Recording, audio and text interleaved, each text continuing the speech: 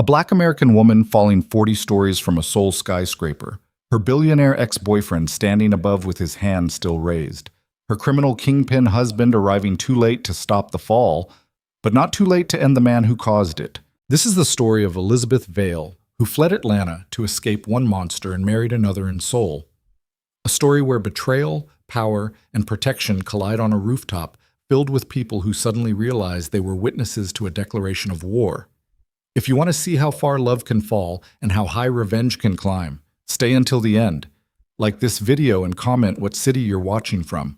I want to see how far this story travels. Rain hadn't stopped in Seoul for 3 days straight. Elizabeth Vale stood at the floor-to-ceiling windows of her Gangnam apartment, watching water streak down the glass like the city itself was weeping. 30 years old, 7 months pregnant, and exhausted in ways that had nothing to do with the baby pressing against her ribs. The kind of tired that lived in your bones, settled there, after surviving things you never thought you'd survive. Atlanta felt like another lifetime ago. Sometimes she woke up forgetting she'd ever lived there at all, forgetting the suffocating heat, the magnolia trees lining her street, the way Dorian Cross used to smile at her before the smile became a weapon. But tonight, something heavy sat in her chest. Instinct, maybe. The kind women develop after learning the hard way that danger doesn't always announce itself with thunder. Behind her, Kyle moved through the apartment like smoke, silent, precise, dangerous in ways most people never understood until it was far too late. He'd been on the phone for the past 40 minutes speaking rapid Korean, his voice low and controlled, the kind of controlled that made smart people nervous. Elizabeth had learned to read the subtle shifts in his body language over the past year. The slight tension in his shoulders meant business complications. The way his jaw tightened meant someone had made a mistake they'd regret. Tonight, both. "Who screwed up?" she asked, without turning around. The conversation on the phone stopped mid-sentence. Silence stretched between them for 3 seconds before Kyle answered in English. "Someone I'm about to make an example of." Elizabeth finally turned to face him. Kale Min, at 34, looked like violence wrapped in expensive tailoring. Immaculate black suit, tattoos crawling up his neck despite the conservative cut of his collar, dark eyes that could freeze a room without a single word spoken. He'd been born into Seoul's underworld, raised inside an empire built on fear and loyalty, and had clawed his way to the top by being smarter, faster, and infinitely more ruthless than anyone willing to challenge him. Their wedding had been beautiful, terrifying, but beautiful.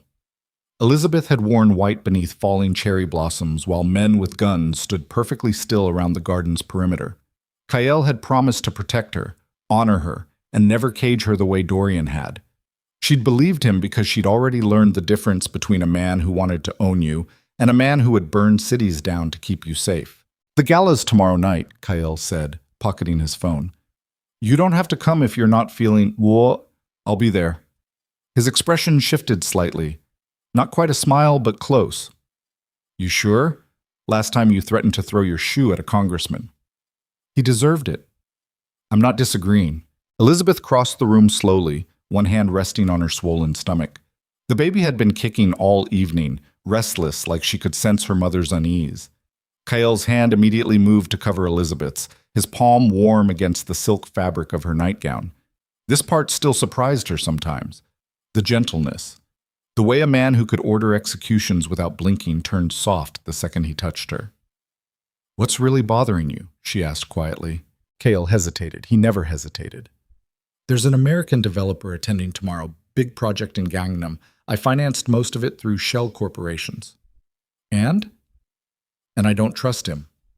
Elizabeth's stomach dropped before her brain caught up to why. "What's his name?" Kale's eyes met hers. Dark. Knowing. Dorian Cross. The name hit her like a fist to the chest. For 5 full seconds, Elizabeth couldn't breathe, couldn't think. The apartment walls seemed to close in around her while her pulse hammered against her throat. Dorian. Here. In Seoul. Tomorrow night. "Breathe," Kyle said softly, his other hand coming up to cup her face. "Breathe, Elizabeth." She sucked in air that tasted like panic. "You didn't know he was coming?" "Not until an hour ago." Kyle's jaw tightened. "One of my people finally traced the ownership structure. Cross Development, LLC. Primary investor, Dorian Cross. The same bastard from Atlanta.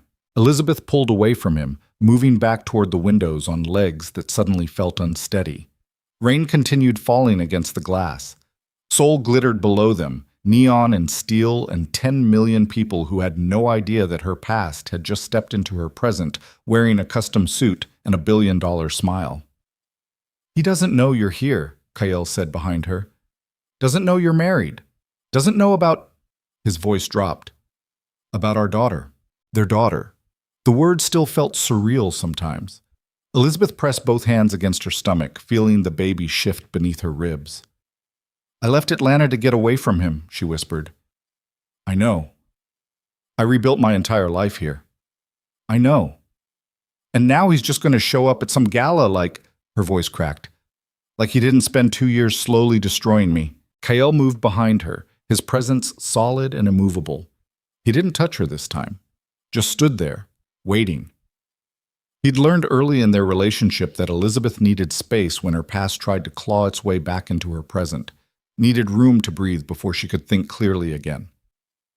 "What did he do to you?" Kael asked quietly. Elizabeth had told him pieces before. Fragments. The sanitized version designed to explain why she'd left the States without making herself sound broken. But she'd never told him everything. Never explained the slow suffocation of loving a man who confused control with devotion. "It started small," she said finally. "Comments about what I wore, who I talked to, how long I stayed at work. Then it escalated. He'd check my phone, show up at my office unannounced, get angry if I didn't answer his calls within 5 minutes. She laughed bitterly. "I thought it meant he loved me. That's how stupid I was." "You weren't stupid. I stayed for 2 years, Kael. Because leaving is harder than people think." Elizabeth turned to face him. Kael's expression hadn't changed. Still calm, still controlled, but something dark moved behind his eyes. The kind of darkness that made entire rooms go quiet. "When I finally left," she continued, "he tried everything to get me back. Flowers, apologies, promises to change. When that didn't work, he tried threats. Said he'd ruin my career, make sure I never worked in Atlanta again. I didn't care anymore. I just needed to get as far away from him as possible." "So you came to Seoul?" "So I came to Seoul," she repeated. "Got a consulting job, started over. And then I met you in that ridiculous coffee shop where you were pretending to read the newspaper." "I was reading the newspaper." "You were watching me for 20 minutes before you said anything." Kael's mouth curved slightly. "I wanted to make sure you weren't running from the law. And when you found out I was just running from an ex, I decided you were worth the risk." The confession still landed hard a year later. Elizabeth had learned that Kael Min didn't take risks, didn't gamble on unknowns, didn't let anyone close enough to hurt him, but he'd taken one look at a broken American woman drinking terrible coffee and decided she was worth breaking his own rules for. "What are you going to do?" she asked. "About tomorrow night?" Kael stepped closer, his hand settling on her shoulders. "Nothing you don't want me to do." "That's not an answer. It's the only answer I've got." His thumb traced the line of her collarbone. "You want to skip the gala? We skip it. You want me to cancel Cross's project? It's canceled. You want me to make him disappear?" "Kael, I'm serious." His voice dropped to something cold and final. "Say the word, and Dorian Cross ceases to exist as a problem." Elizabeth knew he meant it, knew that Kael had made people disappear before for far less. The thought should have terrified her, should have sent her running. Instead, it made her feel safe in ways she'd never felt safe with Dorian. "I don't want you to kill him," she said carefully. "I just want him to not exist in my life anymore. Done." "That easy?" Kael's expression darkened. "For you? Everything's that easy." The baby kicked hard against Elizabeth's ribs, as if agreeing. She winced slightly, and Kael's hands immediately moved to her stomach, concern flickering across his features. "She's just restless," Elizabeth said. "Been like this all evening. Maybe she knows." "Knows what?" "That something's coming." The words settled between them like a prophecy. Elizabeth wanted to laugh it off, call him paranoid, remind him that their daughter was 7 months from birth and couldn't possibly sense impending disaster. But she'd learned to trust Kael's instincts the same way he'd learned to trust hers. And right now, both of them felt the same thing. Tomorrow night was going to change everything. The Winter Summit Gala was held annually atop the Altair Tower, 60 floors above Seoul's glittering chaos. Elizabeth had attended once before, 6 months pregnant and miserable, surrounded by politicians who smiled with their teeth and businessmen who measured success in blood. She'd hated every second of it. Tonight felt worse. The dress Kael had custom-made for her fit perfectly, despite her swollen stomach. Deep emerald silk that fell in elegant lines, with enough structure to support her without making her feel trapped. Diamonds glittered at her throat and wrists, subtle wealth that screamed money without vulgarity. She looked beautiful, powerful, untouchable. She felt like she was walking into an execution. "Stay close to Min-jun," Kael said as their car pulled up to the tower's entrance. "I've got meetings scheduled through most of the night. Security's tripled. You need anything? He'll handle it." Min-jun sat in the front passenger seat, young and stone-faced, one of Kael's most trusted operatives. He nodded once without turning around. "I'll be fine," Elizabeth said, though her hands trembled slightly in her lap. Kael noticed. He always noticed. "We can still leave," he said quietly. "Turn around right now. Go home. Watch terrible movies and pretend the rest of the world doesn't exist." Elizabeth almost said yes, almost told the driver to keep going, take them anywhere but here. But something stubborn and angry rose up inside her chest. The same thing that had made her walk away from Dorian 2 years ago. The refusal to keep running. The need to prove that she'd survived him. "No," she said firmly. "I'm going."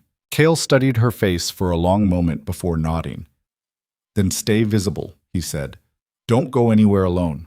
And if Cross even looks at you wrong, you'll be in a meeting." "I'll end the meeting." The car stopped. Cameras flashed outside as valets opened doors and security moved into position.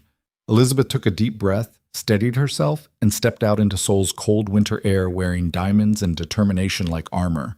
The lobby gleamed with marble and gold. Crystal chandeliers threw prismatic light across floors polished to mirrors. Everywhere Elizabeth looked, she saw power in expensive clothing. Celebrities, executives, old money wearing new faces, dangerous men hiding behind legitimate businesses. Kael's world. She'd learned to navigate it carefully over the past year. Learned which smiles meant genuine warmth and which ones masked threats. Learned to read the subtle hierarchies and how people positioned themselves around Kael, the way conversations stopped when he entered rooms, the respect that looked a lot like fear. They rode the elevator to the 60th floor in silence. Min-jun stood perfectly still beside the doors, one hand resting casually near his jacket, in a way that suggested weapons Elizabeth preferred not to think about. Kael's fingers were laced through hers, his thumb tracing absent patterns against her palm, grounding her, reminding her she wasn't alone. The elevator doors opened onto controlled chaos. The gala sprawled across the entire top floor, floor-to-ceiling windows offering 360-degree views of Seoul glittering below like a circuit board, bars positioned strategically around the space, live music floating through conversations, waiters moving like ghosts with champagne and hors d'oeuvres Elizabeth's stomach couldn't handle. And somewhere in this crowd of 500 people was Dorian Cross.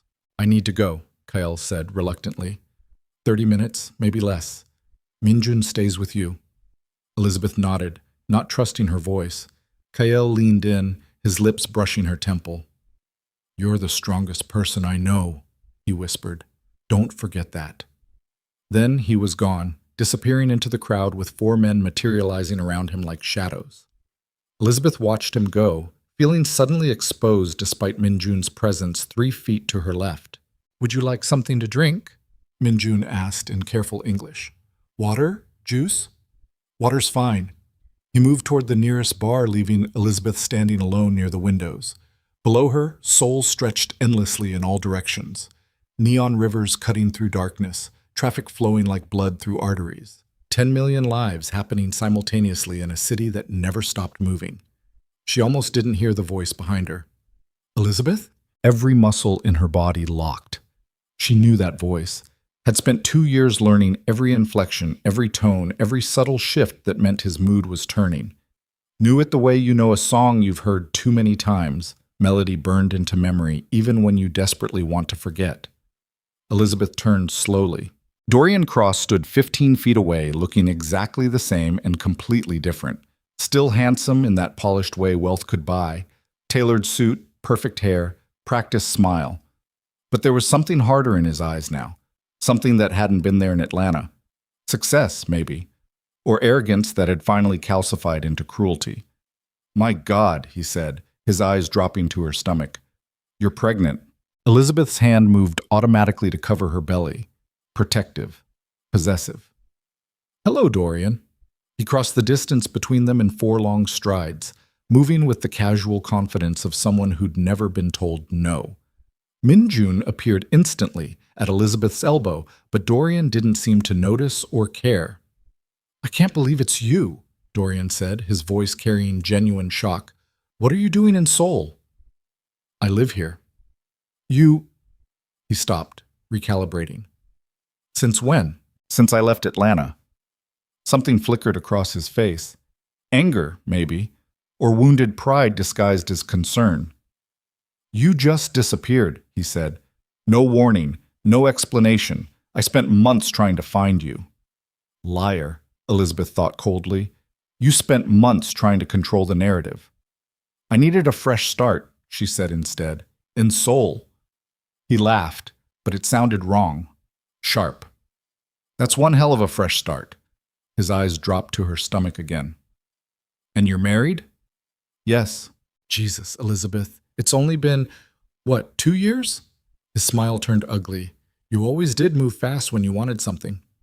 Minjun shifted slightly, a movement so subtle most people would have missed it. Elizabeth felt rather than saw his hand move closer to his jacket. "I should get back to my table," she said carefully. "Wait." Dorian's hand shot out, fingers wrapping around her wrist. "We should talk. Catch up. There's so much I want to—" "Let go of her." Minjun's voice was quiet. Calm. Absolutely lethal. Dorian's eyes finally registered the young man standing beside Elizabeth, and something in his expression shifted. Recognition of danger arriving too late to matter. "Who the hell are you?" Dorian demanded. "Someone you don't want to finish that sentence with," Minjun replied in perfect English. For 3 seconds, nobody moved. Then Dorian released Elizabeth's wrist, stepping back with his hands raised in mock surrender. "Relax," he said, forcing casualness into his tone. "I'm just talking to an old friend." "Mrs. Min doesn't need old friends," Minjun said flatly. "She has a husband." The name landed like a bomb. Elizabeth watched Dorian's face carefully, saw the exact moment comprehension hit. His eyes widened fractionally before the mask slammed back into place. But she'd seen it. The flash of genuine fear. "Min?" Dorian repeated slowly. As in you should walk away now," Minjun finished. But Dorian had never been good at reading rooms, had never understood when to retreat. That stubborn arrogance that Elizabeth had once mistaken for confidence now looked pathetic and dangerous in equal measure. "I just want to talk to her," Dorian said, his voice rising slightly. "Is that a crime?" "Depends on what you say." "Jesus Christ, I'm not—" Dorian turned back to Elizabeth, frustration bleeding into his expression. "Can you call off your guard dog for 5 minutes? Wrong thing to say." Minjun moved so fast, Elizabeth barely tracked it. 1 second, he was standing still. The next, he'd positioned himself directly between Elizabeth and Dorian, one hand visible and empty, the other hidden beneath his jacket. "You're done talking," Minjun said quietly. "Walk away." The music continued playing. Conversations flowed around them like water around stones. Nobody seemed to notice the confrontation happening near the windows. Or if they noticed, they knew better than to interfere. Dorian's face flushed dark red. "You can't just—" "I can," Minjun interrupted. "And I will. Walk away." For one terrible moment, Elizabeth thought Dorian might do something stupid. Might escalate this into something that would end with security and blood and questions nobody wanted to answer. She could see the calculation happening behind his eyes, the same calculation that used to precede his worst outburst back in Atlanta. Then a woman's voice cut through the tension like a knife. "Dorian, darling, there you are." A stunning blonde in a dress that cost more than most people's cars glided toward them, champagne in one hand and practiced elegance in every movement. She looped her arm through Dorian's possessively, her smile bright and sharp as broken glass. "I've been looking everywhere for you," she said, then turned that smile on Elizabeth. And who's this? Nobody, Dorian said quickly. Just someone I used to know. The dismissal stung more than Elizabeth expected.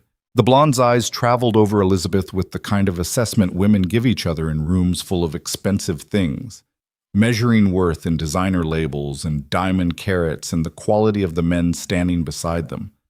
How lovely, she said, her tone suggesting it was anything but. I'm Vivian Hale, Dorian's fiancée. Fiancée? Of course. Elizabeth shouldn't have been surprised. Dorian collected beautiful things the way other people collected art, used them, displayed them, discarded them when something shinier came along. Elizabeth Min, she replied evenly. Congratulations. Vivian's smile sharpened further. Min? As in Kael Min? Yes. Something shifted in the air. Vivian's expression froze mid-smile while Dorian went very still beside her. Elizabeth watched them both process the information, saw the fear register before they could hide it. Kael Min's wife. Kael Min's pregnant wife. Kael Min's pregnant wife standing in front of them while Dorian had just grabbed her wrist hard enough to leave marks. Well, Vivian said brightly, her voice climbing half an octave, isn't this cozy? Dorian, we should really… Yeah, Dorian agreed quickly. We should definitely. Elizabeth. Kael's voice cut across the space like a blade through silk. He appeared from the crowd with 6 men flanking him, his expression carved from ice and violence. Every conversation within 20 feet died instantly. People moved without being asked, creating space around him the way prey instinctively clears a path for apex predators. Kael's eyes found Dorian, locked, held. Is there a problem? He asked quietly. The question wasn't really a question. Elizabeth opened her mouth to answer, but Kael's attention had already shifted to her wrist, to the red marks Dorian's fingers had left on her skin. His expression didn't change.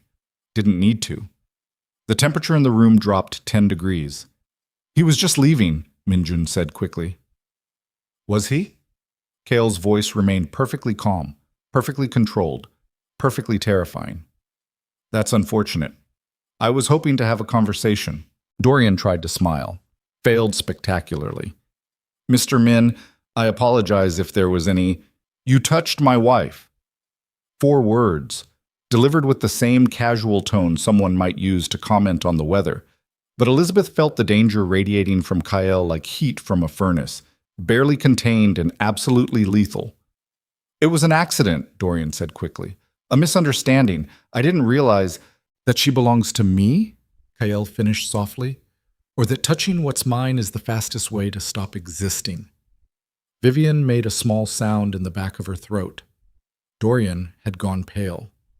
We're leaving, Vivian said, tugging on Dorian's arm. Right now, Dorian, we're leaving. But Kael moved faster, not toward Dorian, toward Elizabeth. His hand settled on the small of her back, gentle and possessive, while his eyes never left Dorian's face. You know what I just realized? Kael said conversationally. Your development project, the Gangnam acquisition, all those shell corporations protecting your investment? He smiled, cold, predatory. Those are mine. Elizabeth watched the blood drain from Dorian's face. Every meeting you've attended for the past 7 months, Kael continued, every contract you've signed, every dollar you've spent, all of it flowing through companies I own. Did you really think a nobody from Atlanta could walk into Seoul and close a $3 billion deal without serious backing? Jesus Christ, Dorian whispered. He won't help you here, Kael said softly. But I might. If you apologize to my wife properly and walk away like you've got the sense your mother should have beat into you.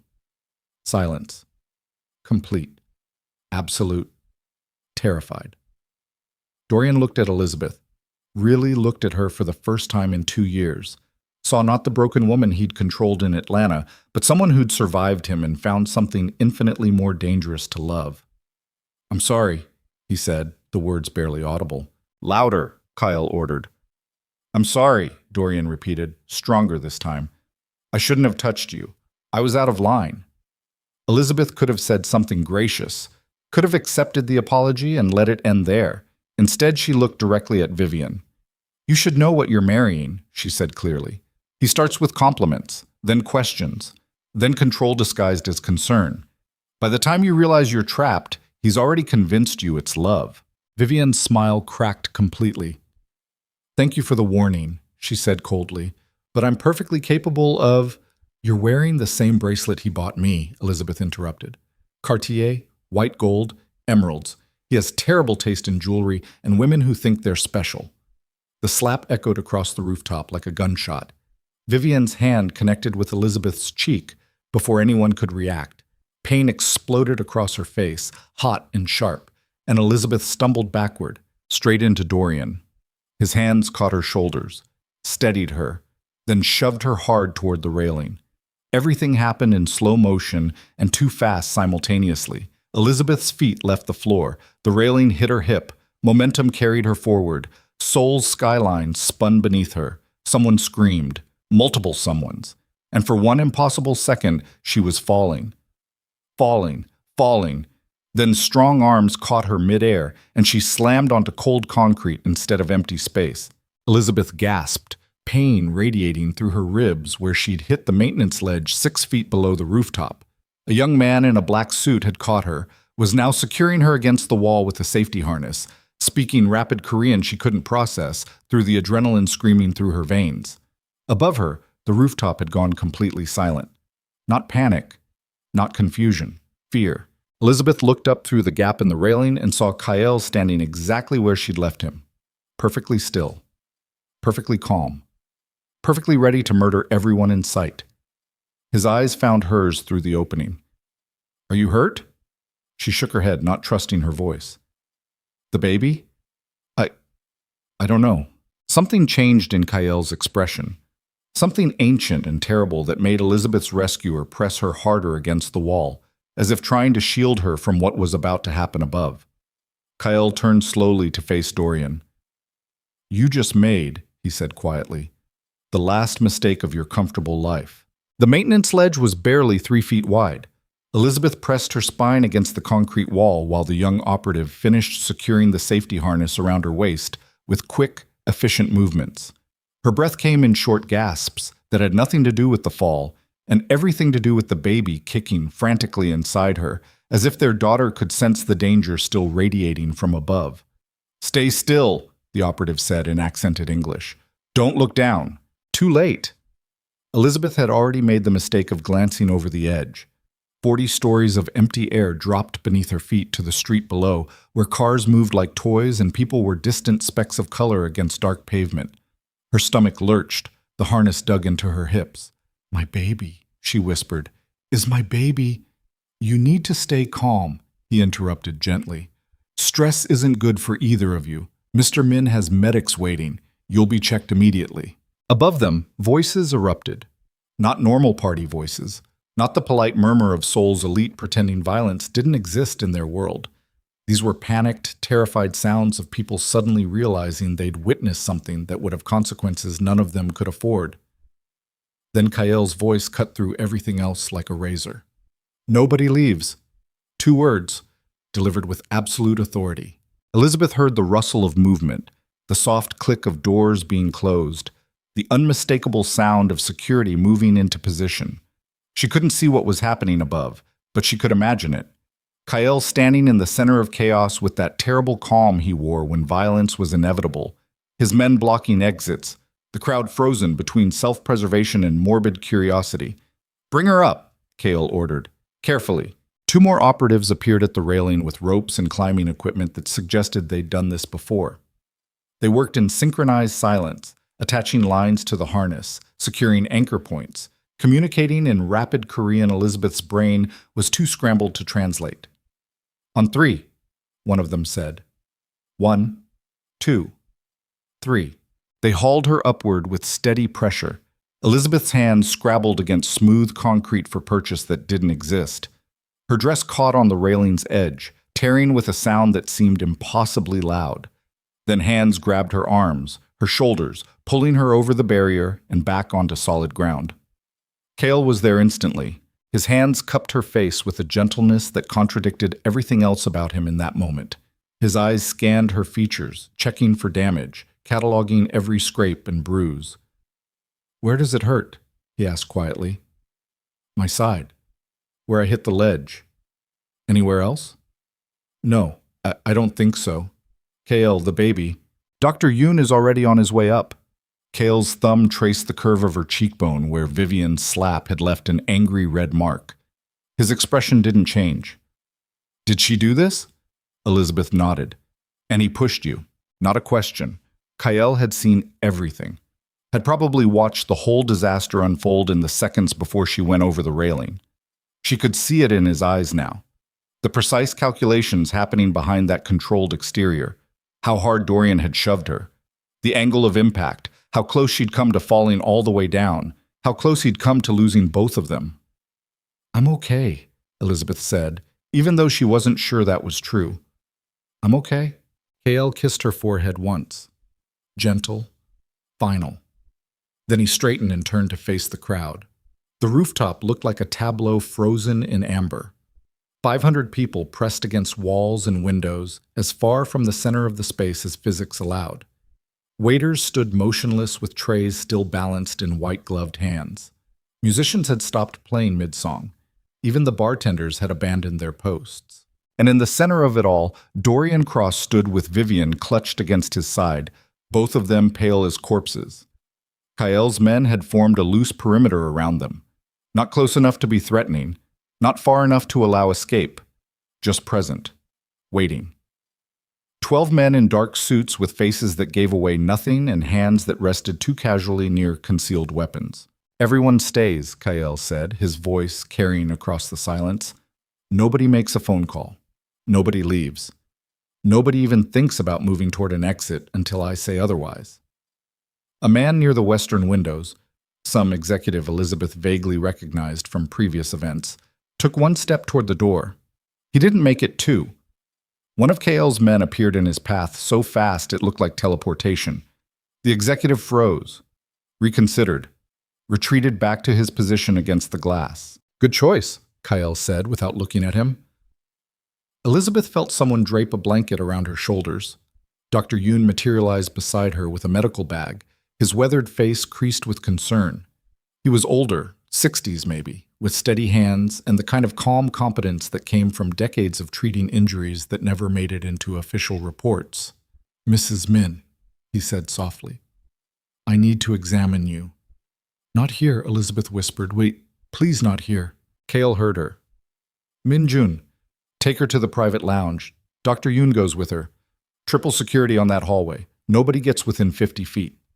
Min Jun nodded once and offered Elizabeth his arm. She took it gratefully, her legs still shaking as they moved toward the elevator bay. Behind her, she heard Kael's voice again. Now then, let's talk about what just happened. The private lounge was mercifully quiet. Plush leather chairs, low lighting, floor-to-ceiling windows showing Seoul sprawling beneath them like a galaxy turned sideways. Minjun stationed himself outside the door while Dr. Yoon guided Elizabeth to the nearest sofa. Lie down, he instructed gently, on your left side if you can manage it. Elizabeth complied, wincing as her bruised ribs protested the movement. Dr. Yoon's hands moved over her stomach with practiced efficiency, pressing carefully, feeling for abnormalities she desperately hoped he wouldn't find. Does this hurt? He asked. A little. And here? No. He pulled a portable ultrasound from his bag, the kind designed for emergency field use. Cold gel spread across Elizabeth's skin. The machine beeped as Dr. Yoon positioned the transducer, his eyes fixed on the small screen. Seconds crawled past like hours. Then the rapid flutter of a heartbeat filled the room. Elizabeth's breath caught. Is that?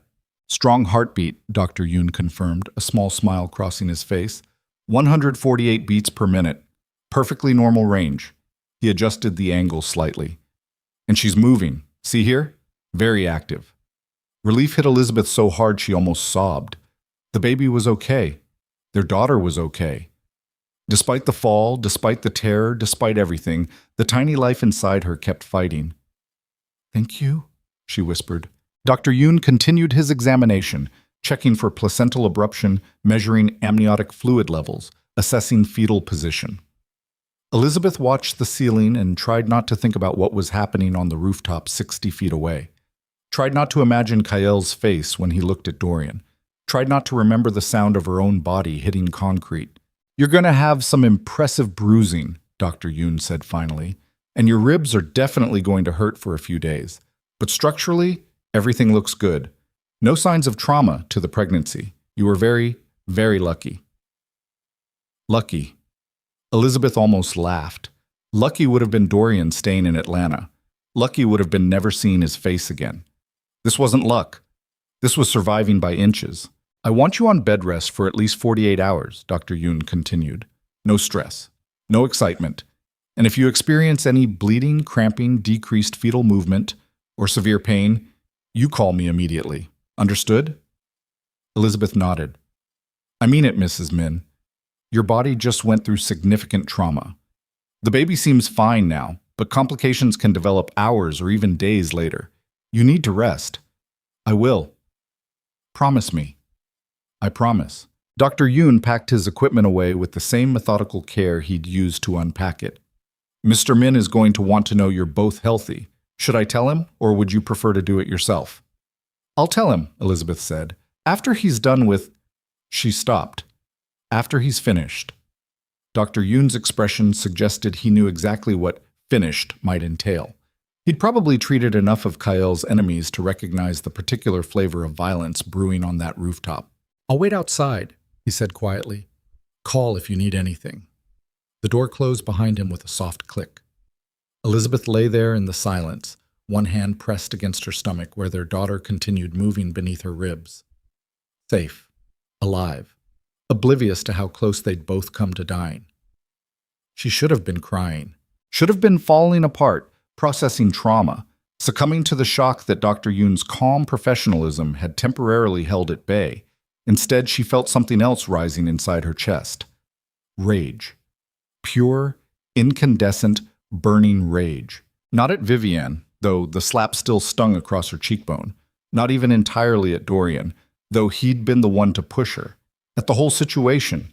At the fact that she'd spent 2 years rebuilding herself, creating a life, finding safety, only to have her past show up wearing expensive cologne and destroy it in less than 5 minutes. At the realization that she would never be truly free of Dorian Cross.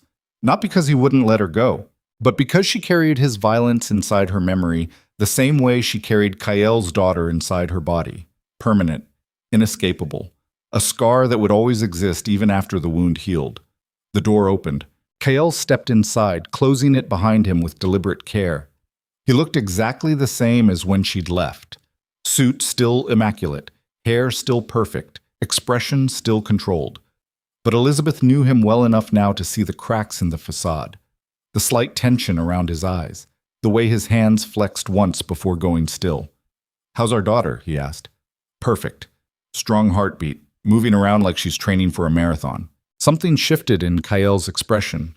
Relief, maybe. Or something deeper that he didn't have words for. "And you?" "Bruised ribs. Dr. Yoon says I'll look like I went 3 rounds with a professional boxer by tomorrow. But nothing broken. Nothing permanent." Kael crossed the room in 4 strides and dropped to his knees beside the sofa. His forehead pressed against her stomach, right where their daughter was kicking. Elizabeth's hands moved automatically to his hair, fingers threading through dark strands. "I should have been there," he said quietly. "Should have stayed with you instead of going to that goddamn meeting. You couldn't have known. I should have known." He lifted his head, and Elizabeth saw something she'd never seen before in his eyes. Fear. Real, raw, unfiltered fear. "When I came back and saw you going over that railing, but I didn't fall all the way.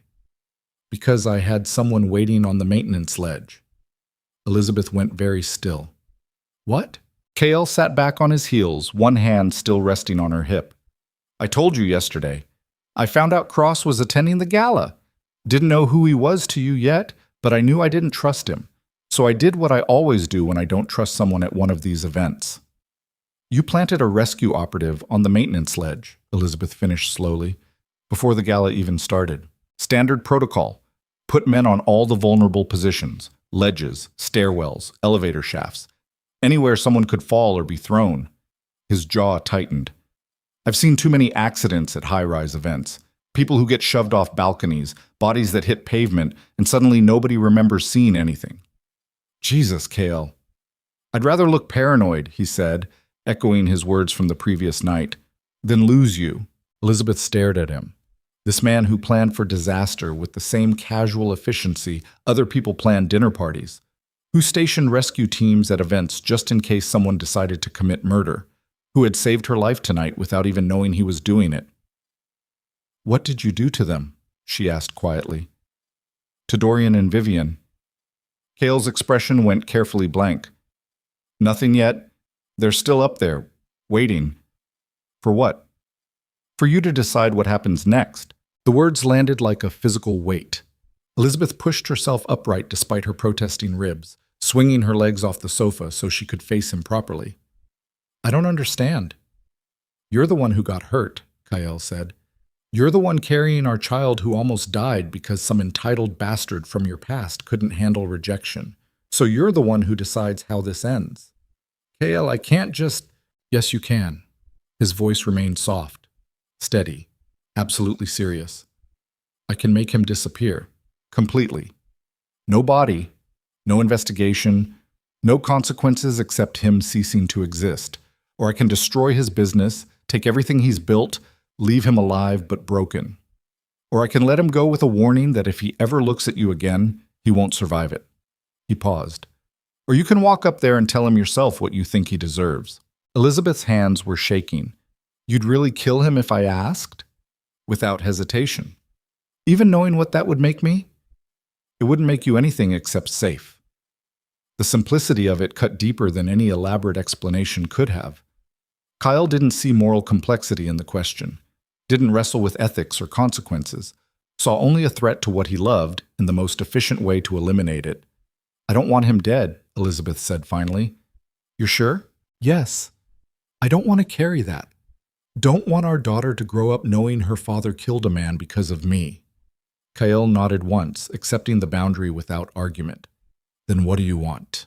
Elizabeth thought about Atlanta, about the 2 years she'd spent slowly suffocating under Dorian's control, about the months of therapy it had taken to rebuild her sense of self after escaping, about the fear she'd carried across an ocean, the hypervigilance that still made her flinch sometimes when Kyle moved too quickly, about the fact that Dorian had learned nothing, had come to Seoul and grabbed her wrist and let his new fiancée slap her, and then shoved a pregnant woman toward a 40-story drop without a second's hesitation.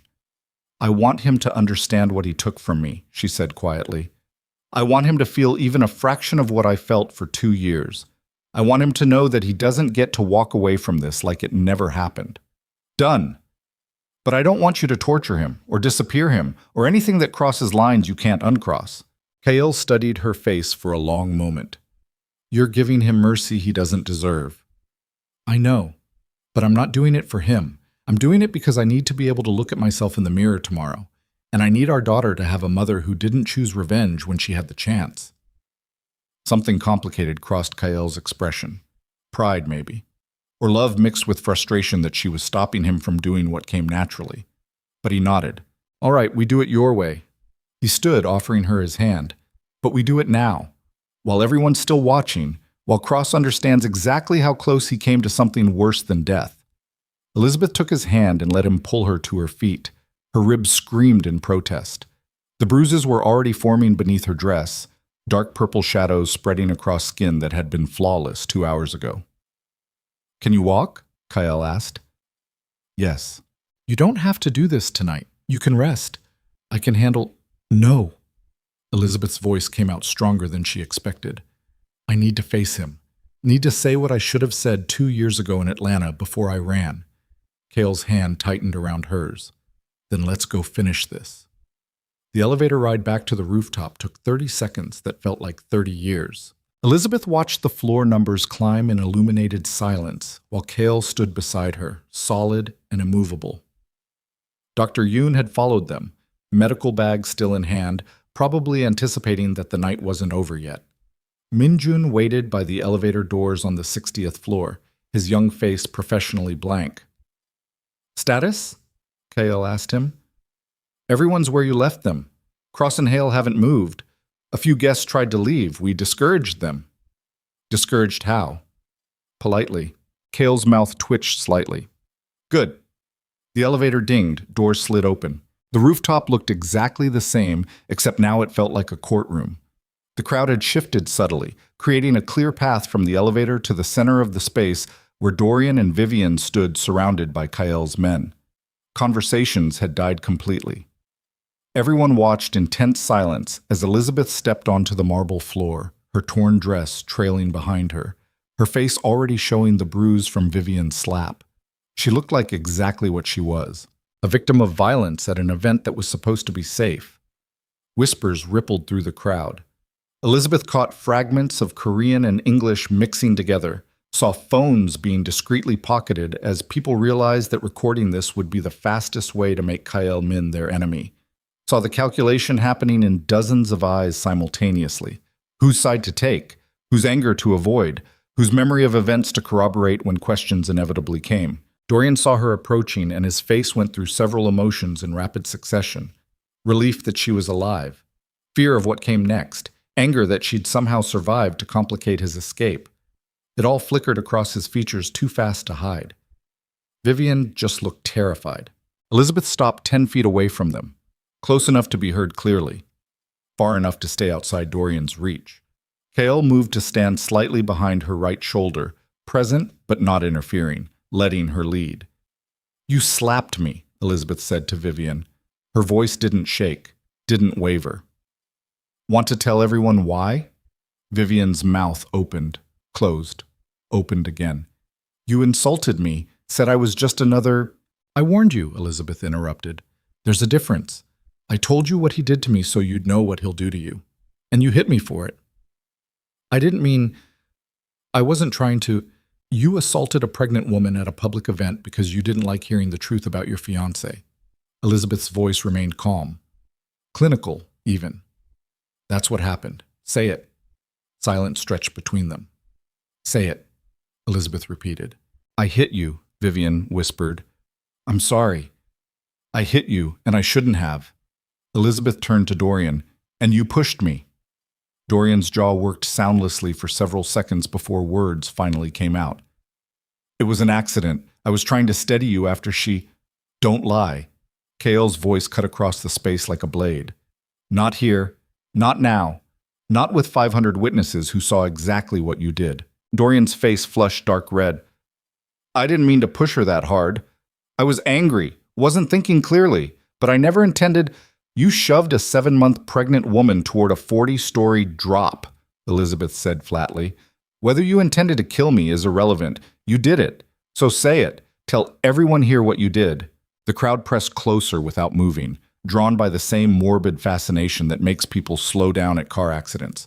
This wasn't entertainment. This was witnessing. Being present for the moment someone's sins got dragged into public light. "I pushed you," Dorian said finally, the words barely audible. "I pushed you and you fell and I—" His voice cracked. "I'm sorry. I'm so fucking sorry, Elizabeth." "No, you're not." Elizabeth took one step closer. "You're sorry you got caught. Sorry that I'm married to someone who can destroy you. Sorry that your victim turned out to have protection you didn't anticipate. But you're not sorry for what you did to me tonight.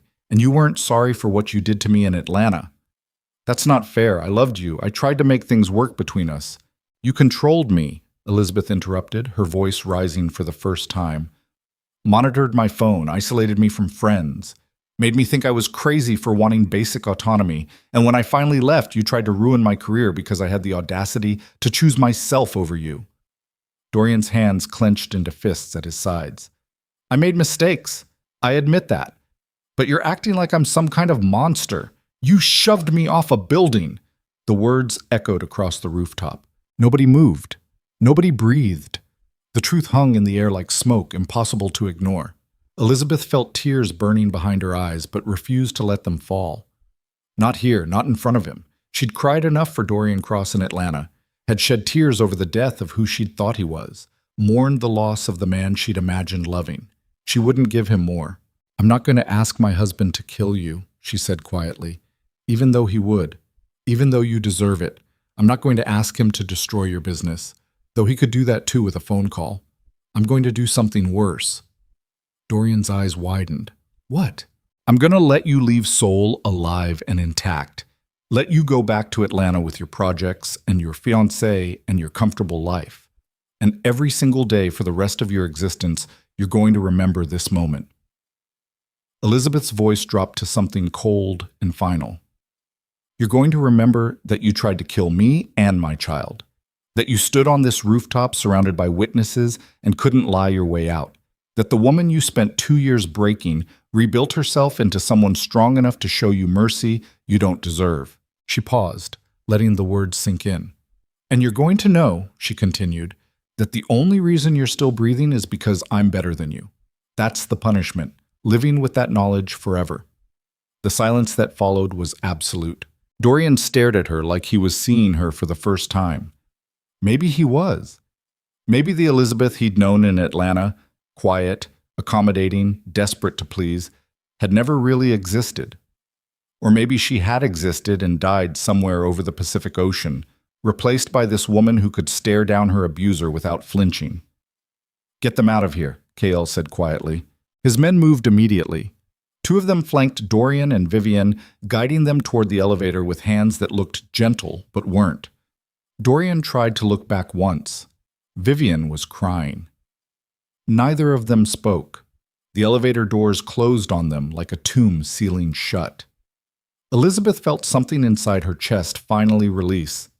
Not relief exactly, not closure, just the slow exhale of tension she'd been carrying since the moment she'd heard Dorian's voice behind her hours ago. Kael's hand settled on the small of her back. "You did good." "I don't feel good." "You will. Eventually." Elizabeth turned to face the crowd. 500 pairs of eyes watched her with varying expressions: shock, admiration, fear, calculation. She saw businessmen memorizing details to gossip about later. Saw socialites already composing the Instagram posts they'd never dare publish. Saw politicians recognizing a scandal they wanted no part of. "I'm sorry you all had to witness that," she said clearly. "I hope the rest of your evening is significantly less dramatic." A few nervous laughs rippled through the crowd. Then someone started clapping. It was a woman in her 60s, elegant in the way only old soul money could be elegant. Her hands came together in slow, deliberate applause that echoed across the rooftop. Others joined her. Not everyone. Not even half. But enough that the sound grew from scattered claps into something that sounded almost like approval. Elizabeth didn't know how to respond to that. Didn't know what it meant that these people, Kael's world, Seoul's elite, the ones who measured power in blood and money, were applauding her for choosing mercy over violence. "Let's go home," Kael said softly in her ear. "What about them?" Elizabeth gestured toward the crowd. "Don't you have meetings? Business to finish?" "Nothing more important than you." They made it to the elevator before Elizabeth's legs finally gave out. Kael caught her easily, lifting her into his arms despite her protest about being too heavy, too pregnant, too much. He carried her like she weighed nothing, and Min-jun hit the button for the ground floor while Dr. Yoon hovered nearby with professional concern. "I've got her," Kael told him. "We'll call if there are complications." The elevator descended in silence. Elizabeth pressed her face against Kael's shoulder and finally let herself shake. Not crying, just trembling with the adrenaline crash that had been building for hours. Her ribs ached, her face throbbed where Vivian had slapped her. Her entire body felt like it had been hit by a truck. But their daughter kept kicking, strong, persistent, alive. "She's going to be trouble," Elizabeth mumbled against Kael's jacket. "Takes after her father." "Takes after both of us," Kael corrected. "You just faced down your abuser in front of 500 people and chose mercy. That's not weakness. That's power. Doesn't feel powerful. It will. Give it time." The elevator reached the ground floor. Kael's driver had already pulled the car around, engine running. They slid into the back seat and pulled away from the Altair Tower without looking back. Seoul rushed past the windows in streaks of neon and shadow. Elizabeth watched the city blur and wondered if Dorian was watching the same view from a different car. Wondered if he understood what had happened tonight. Wondered if he'd go back to Atlanta and become a cautionary tale his friends whispered about at parties. Probably not. Men like Dorian never really learned, never really changed.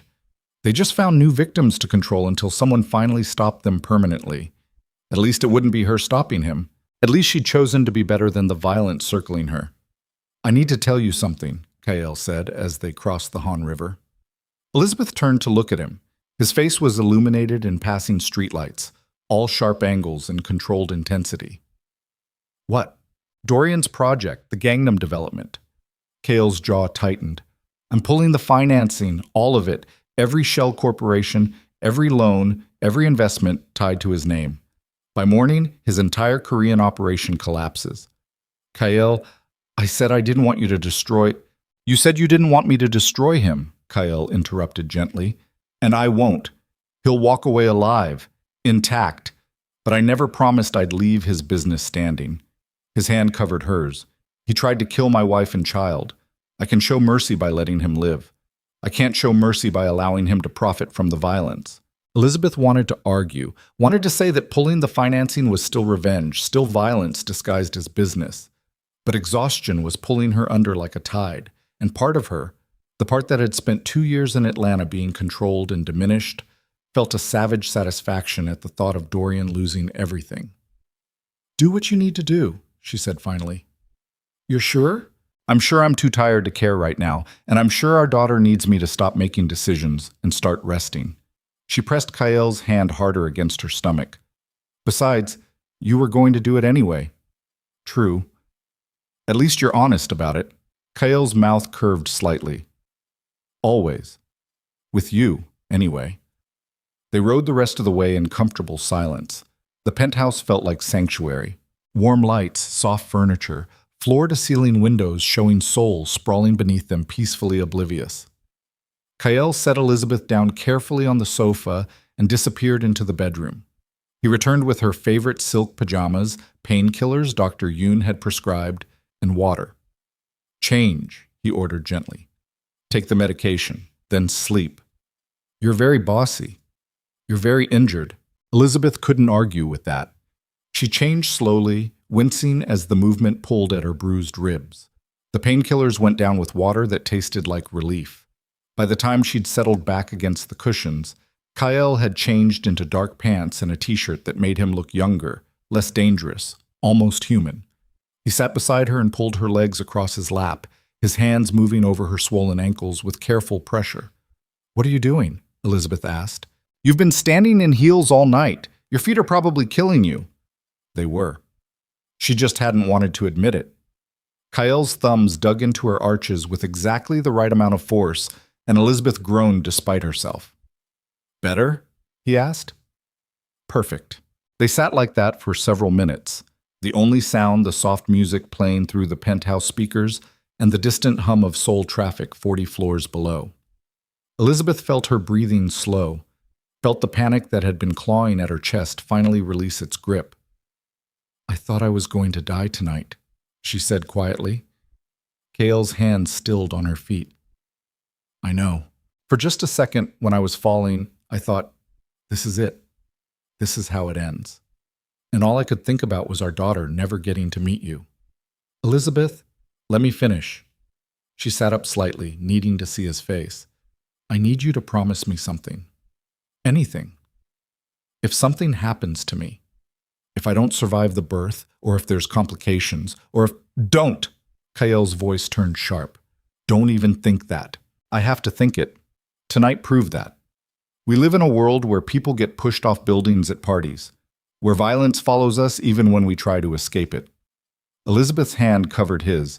Promise me you'll take care of her, our daughter. Promise me you'll raise her to be strong, but not cruel. Powerful, but not heartless. Like you are with me. Kael pulled her into his arms, careful of her ribs, his face pressed against her hair. You're not dying, he said roughly. Not in childbirth. Not from complications. Not from anything. I won't allow it. You can't control everything. Watch me. Elizabeth laughed despite the tears burning her eyes. You're impossible. I'm in love with you. It makes me unreasonable. They stayed like that for a long time. Long enough for Elizabeth's breathing to even out. Long enough for exhaustion to finally pull her under.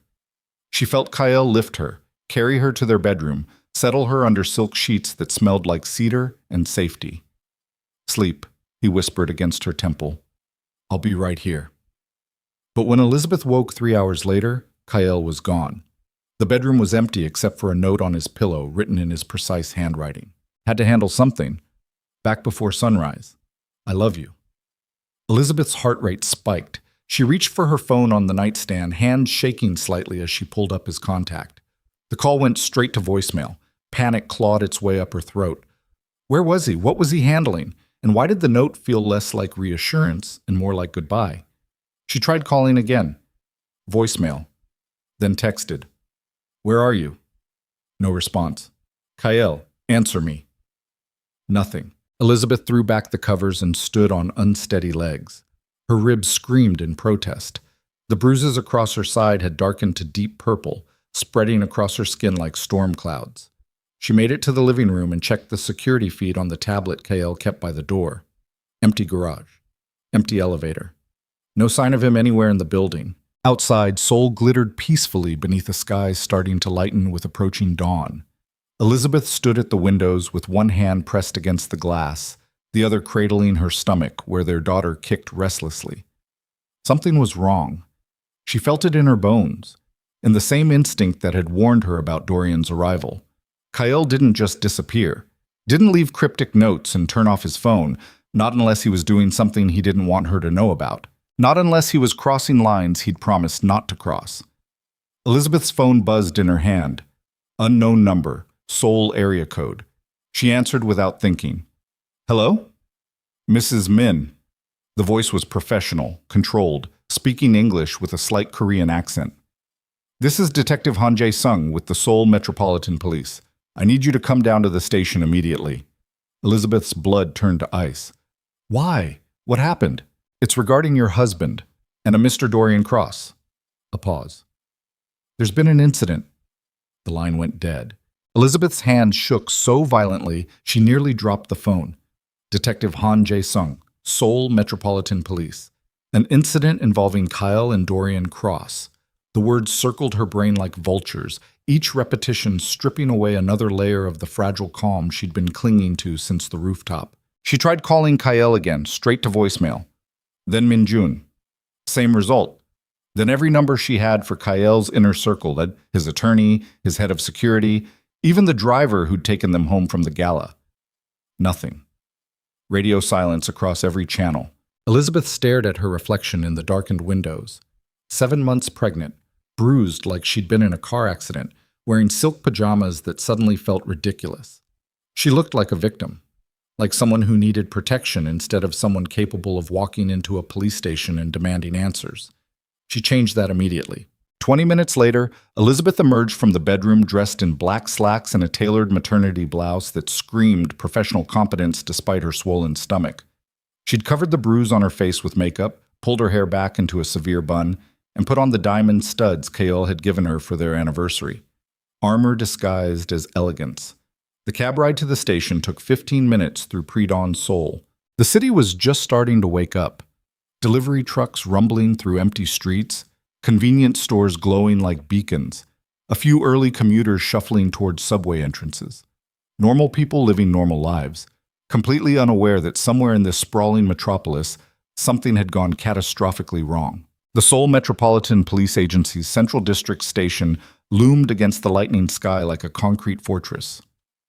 Elizabeth paid the driver with shaking hands and walked through the front entrance on legs that threatened to give out with every step. The lobby was surprisingly quiet for 5 in the morning. A few officers moved between desks with coffee and paperwork. A drunk man slept on a bench near the windows. The fluorescent lights cast everything in sickly yellow that made Elizabeth's stomach turn. She approached the front desk where a young officer looked up from his computer with professional disinterest. "I'm Elizabeth Min," she said in English, then repeated it in halting Korean. "Detective Han called me." The officer's expression shifted immediately. Recognition. Then something that looked disturbingly like pity. "One moment, please." He picked up the phone, spoke rapid Korean. Elizabeth couldn't follow through the roaring in her ears. 30 seconds later, a man in his 40s appeared from a hallway behind the desk. Average height, wire-rimmed glasses, the kind of forgettable face that probably made him excellent at his job. "Mrs. Min." He offered his hand. "Detective Han Jae-sung. Thank you for coming so quickly. Elizabeth shook his hand, noting the professional firmness of his grip. Where's my husband? This way, please. He didn't answer the question, just turned and walked back down the hallway, expecting her to follow. Elizabeth did, her heels clicking against linoleum that had been polished so many times it reflected the ceiling lights in warped mirrors. They passed interview rooms with small windows showing empty chairs and tables, past bulletin boards covered in wanted posters and crime scene photos, past other detectives who glanced at Elizabeth with curiosity that felt invasive and wrong. Detective Hahn stopped at a door near the end of the hall. Room 7. No window. Before we go in, he said quietly, I need to ask if you're aware of your husband's business activities. Elizabeth's throat closed. What kind of question is that? A necessary one. Hahn's expression remained carefully neutral. Kale Min has built significant wealth through enterprises that exist in what we might call gray areas. Import-export businesses with questionable manifests, real estate acquisitions involving shell corporations, financial networks designed specifically to avoid government oversight. I know what my husband does, Elizabeth said flatly, and I know Seoul's police have looked the other way for years because his taxes get paid and his violence stays contained. Something flickered behind Han's glasses. Surprise, maybe, or respect for her bluntness. That arrangement, Han said slowly, changed approximately 3 hours ago. He opened the door. The interview room was exactly what Elizabeth expected from procedural dramas. Metal table, uncomfortable chairs, mirror that was obviously one-way glass, recording equipment in the corner with a red light showing it was active. What she didn't expect was the man sitting on the far side of the table with his wrists handcuffed to a metal ring bolted into the surface. Kyle. Elizabeth's breath left her body in a rush. He looked wrong in ways that had nothing to do with the handcuffs. His suit jacket was gone. His white shirt was torn at the collar. Blood stained his knuckles. Not his blood, she realized with sick certainty, someone else's. And more blood spattered across his chest in patterns that suggested arterial spray. His eyes met hers across the table. Dark. Calm. Completely devoid of the warmth she'd seen 3 hours ago when he'd carried her to bed. You shouldn't be here, Kyle said quietly. What did you do? Elizabeth whispered. Detective Hahn pulled out a chair for her. She sank into it gratefully, her legs finally giving up the pretense of being steady. Hahn sat beside her and opened a manila folder, pulling out photographs she couldn't see yet. At approximately 1:45 this morning, Hahn began, his voice taking on the formal cadence of official testimony, we received a call reporting a disturbance at the Shilla Hotel in Jung-gu. When officers arrived, they found Dorian Cross in his suite with multiple injuries consistent with severe physical assault. Elizabeth's hands clenched in her lap. How severe? Broken nose, fractured orbital bone, 3 broken ribs, extensive bruising across his torso and face. He's currently in surgery at Seoul National University Hospital. The room tilted sideways. Elizabeth gripped the edge of the table to keep from falling despite being seated. Your husband was found in the suite, Han continued. He did not attempt to flee, did not resist arrest, simply stood there with Mr. Cross's blood on his hands and told the responding officers that he was invoking his right to legal counsel. Elizabeth turned to look at Kyle. He sat perfectly still, watching her with an expression she couldn't read. No shame, no regret, just that terrible calm that meant he'd made a decision and would stand by it regardless of consequences. You promised me, she said, her voice breaking. You promised you wouldn't. I promised I wouldn't kill him, Kale interrupted softly. And he's alive. Injured, but alive. I kept my promise. This isn't... Elizabeth's throat closed around the words. This isn't what I wanted. I know. Then why? Kale's jaw tightened fractionally. Because he needed to understand that actions have consequences.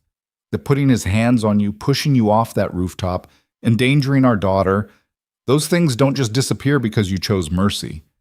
So you beat him half to death as what? A lesson? Yes. The simplicity of it was devastating. No elaborate justification, no claims of temporary insanity or self-defense. Just yes, delivered with the same calm he might use to confirm the weather. Detective Hahn slid the photographs across the table. Elizabeth made the mistake of looking. Dorian's face was barely recognizable. Swollen beyond human proportions, purple and black bruising spreading across features that had been handsome 12 hours ago. His nose bent at an unnatural angle. One eye had swollen completely shut. Blood crusted his hairline and chin. Elizabeth's stomach heaved. She turned away from the photos, pressing one hand against her mouth. "Mrs. Min," Han said carefully, "I need to understand the context of what happened tonight at the Altair Tower Gala. Multiple witnesses have provided statements suggesting Mr. Cross assaulted you. Is that accurate?" Elizabeth nodded, not trusting her voice. "Can you describe what happened?" She forced herself to breathe, to think, to remember that whatever she said in this room would be recorded, analyzed, potentially used in court proceedings she didn't want to imagine. "Dorian Cross is my ex-boyfriend from Atlanta," she said slowly. "I left him 2 years ago and came to Seoul to escape his controlling behavior. I didn't know he was attending the gala until I saw him there. We had a confrontation. His fiancée slapped me. Then he pushed me backward toward the railing. And you fell. I was caught by one of my husband's security personnel on a maintenance ledge below the rooftop. If he hadn't been there," her voice cracked, "I would have fallen 40 stories." Han wrote something in his notebook. "Several witnesses reported hearing Mr. Min threaten Mr. Cross after the incident. Can you confirm what was said?"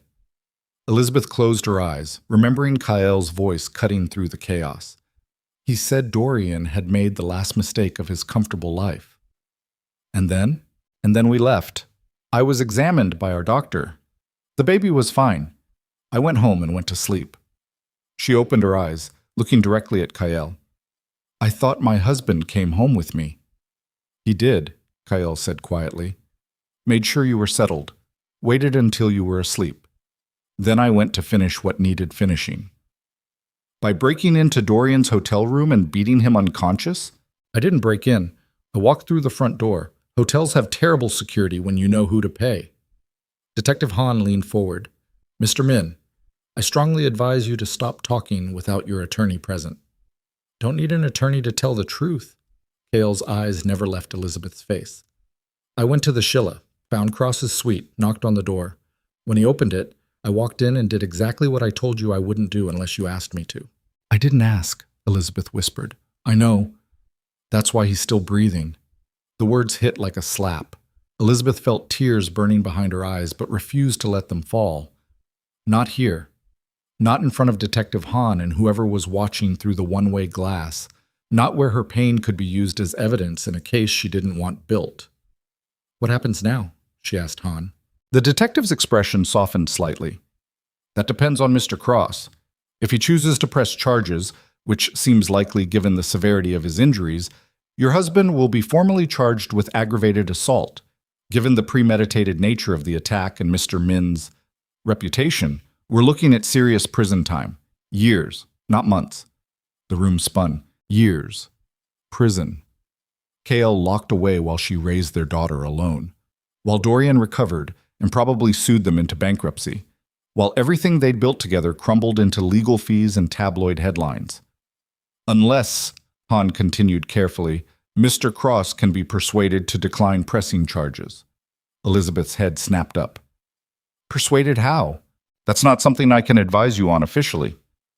Han glanced at the recording equipment, then back to Elizabeth.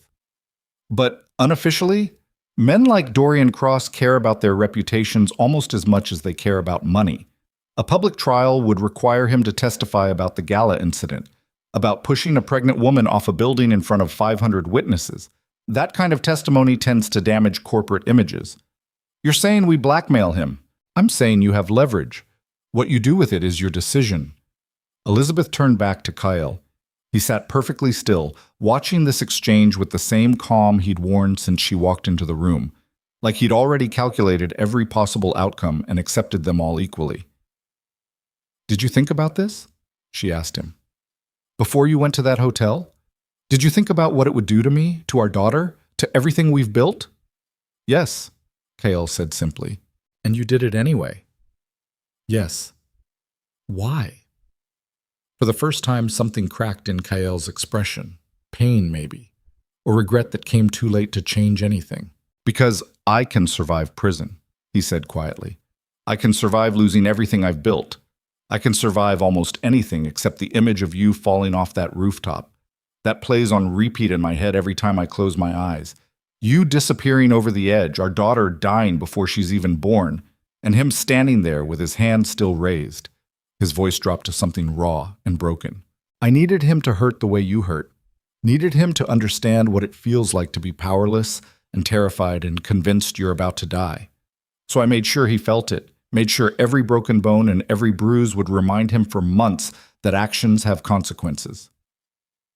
Silence filled the interview room like water filling a drowning man's lungs. Elizabeth stared at her husband, this man who'd promised to protect her, honor her, never cage her the way Dorian had, and saw the truth she'd been avoiding since the night they met. Kael Min was dangerous, not in the abstract way she'd rationalized, not in the controlled, manageable way she'd convinced herself made her safe. Actually, genuinely, catastrophically dangerous. The kind of dangerous that destroyed lives without hesitation when someone he loved got hurt. She'd married a monster who loved her, and that love had just destroyed everything. I need to speak with my husband alone, Elizabeth said.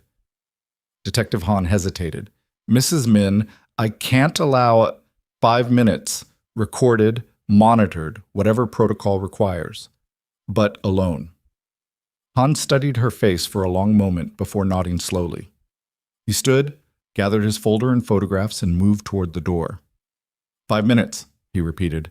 Then we need to continue this interview. The door closed behind him with a soft click. Elizabeth and Kael sat across from each other in fluorescent silence. The recording equipment hummed in the corner. Somewhere beyond the one-way glass, people were watching, listening, cataloging every word for reports that would determine the rest of their lives.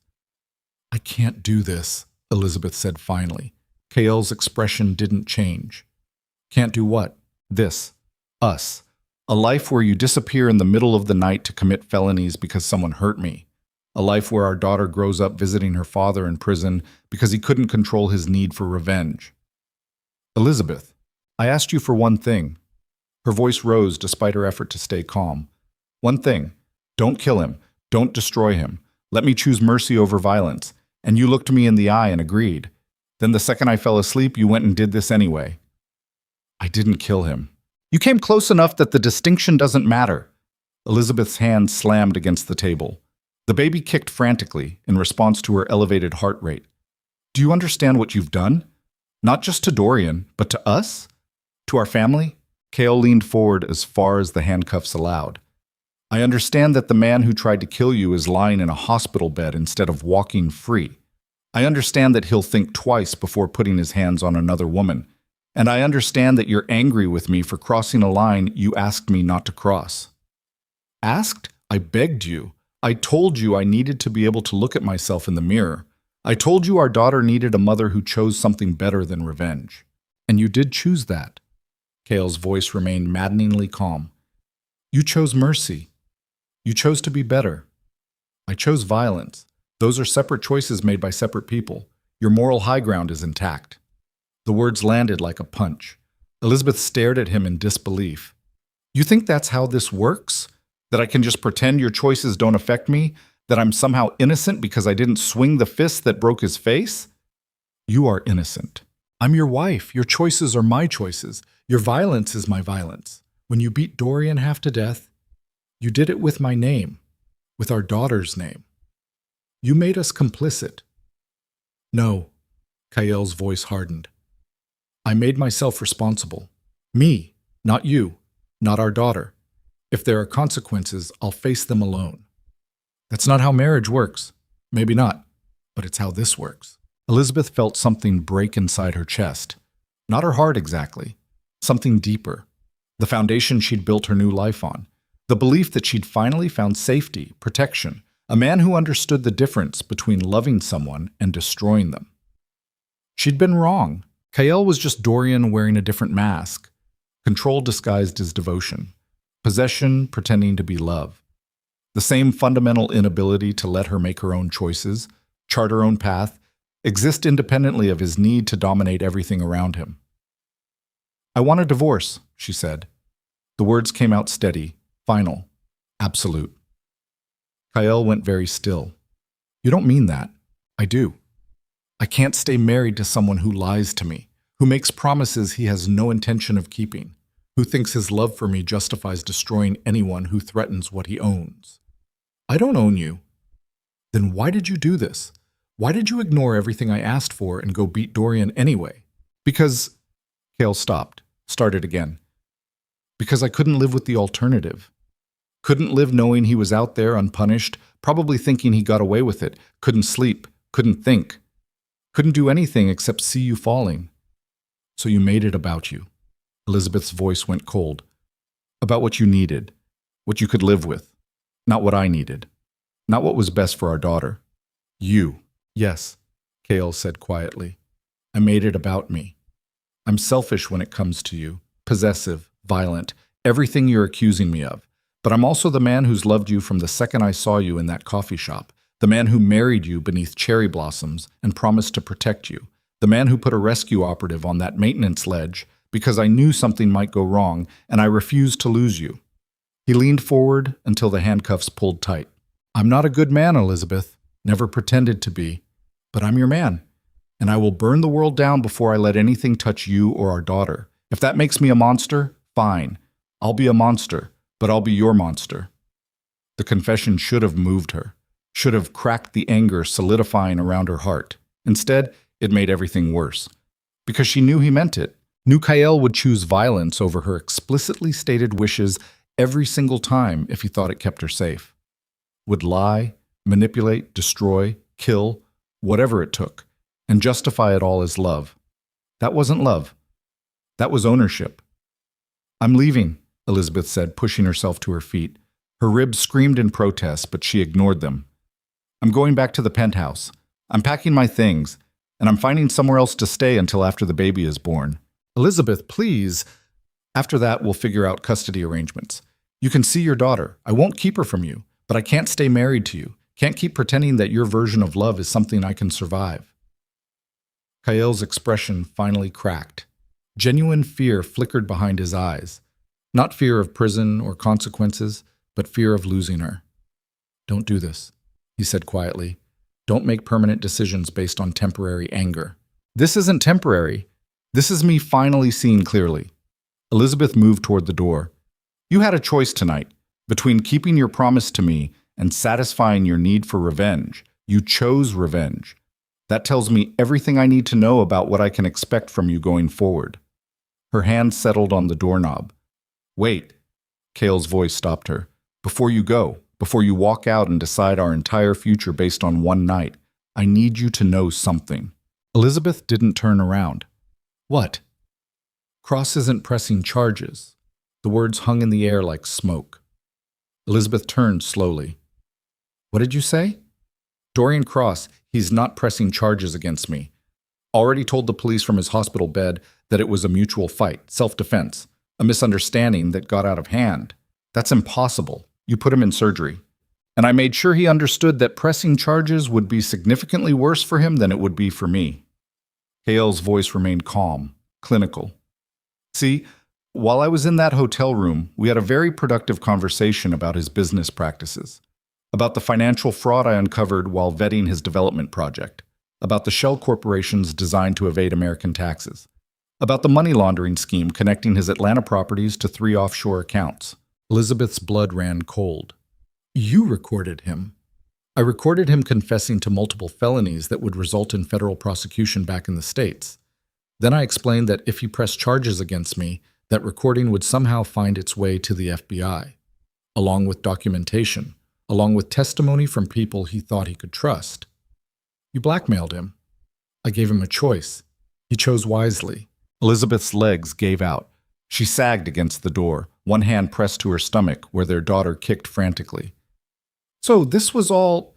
She couldn't finish the sentence, couldn't process what he was telling her.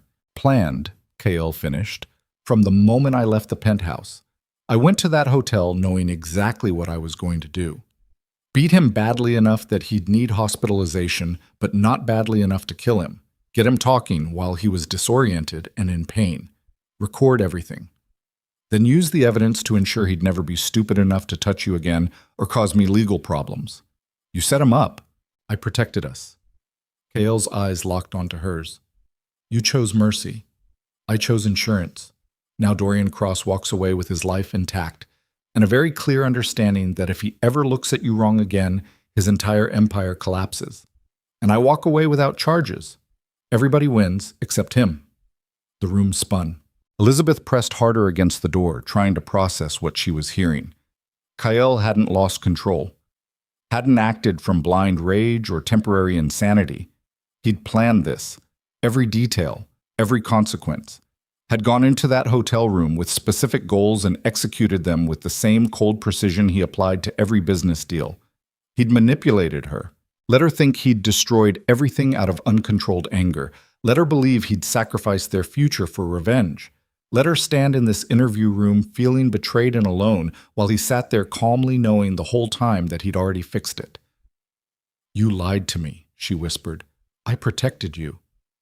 You let me think you'd thrown everything away. I let you maintain your moral position." Cale's voice hardened. "You wanted to choose mercy, so you chose mercy. Clean conscience, clear moral high ground. Our daughter grows up knowing her mother took the honorable path. Meanwhile, I did what needed doing to make sure Cross never becomes a problem again." "That's not—" Elizabeth's throat closed. "That's not protection. That's manipulation. Call it whatever you want. The result is the same. You're safe. Our daughter's safe. And the man who tried to kill you will spend the rest of his life looking over his shoulder." The door opened behind Elizabeth. Detective Hahn stepped inside, his expression carefully neutral. "Mrs. Min, I've just received word from the hospital. Mr. Cross has given his statement. Says the altercation was mutual. Declines to press charges.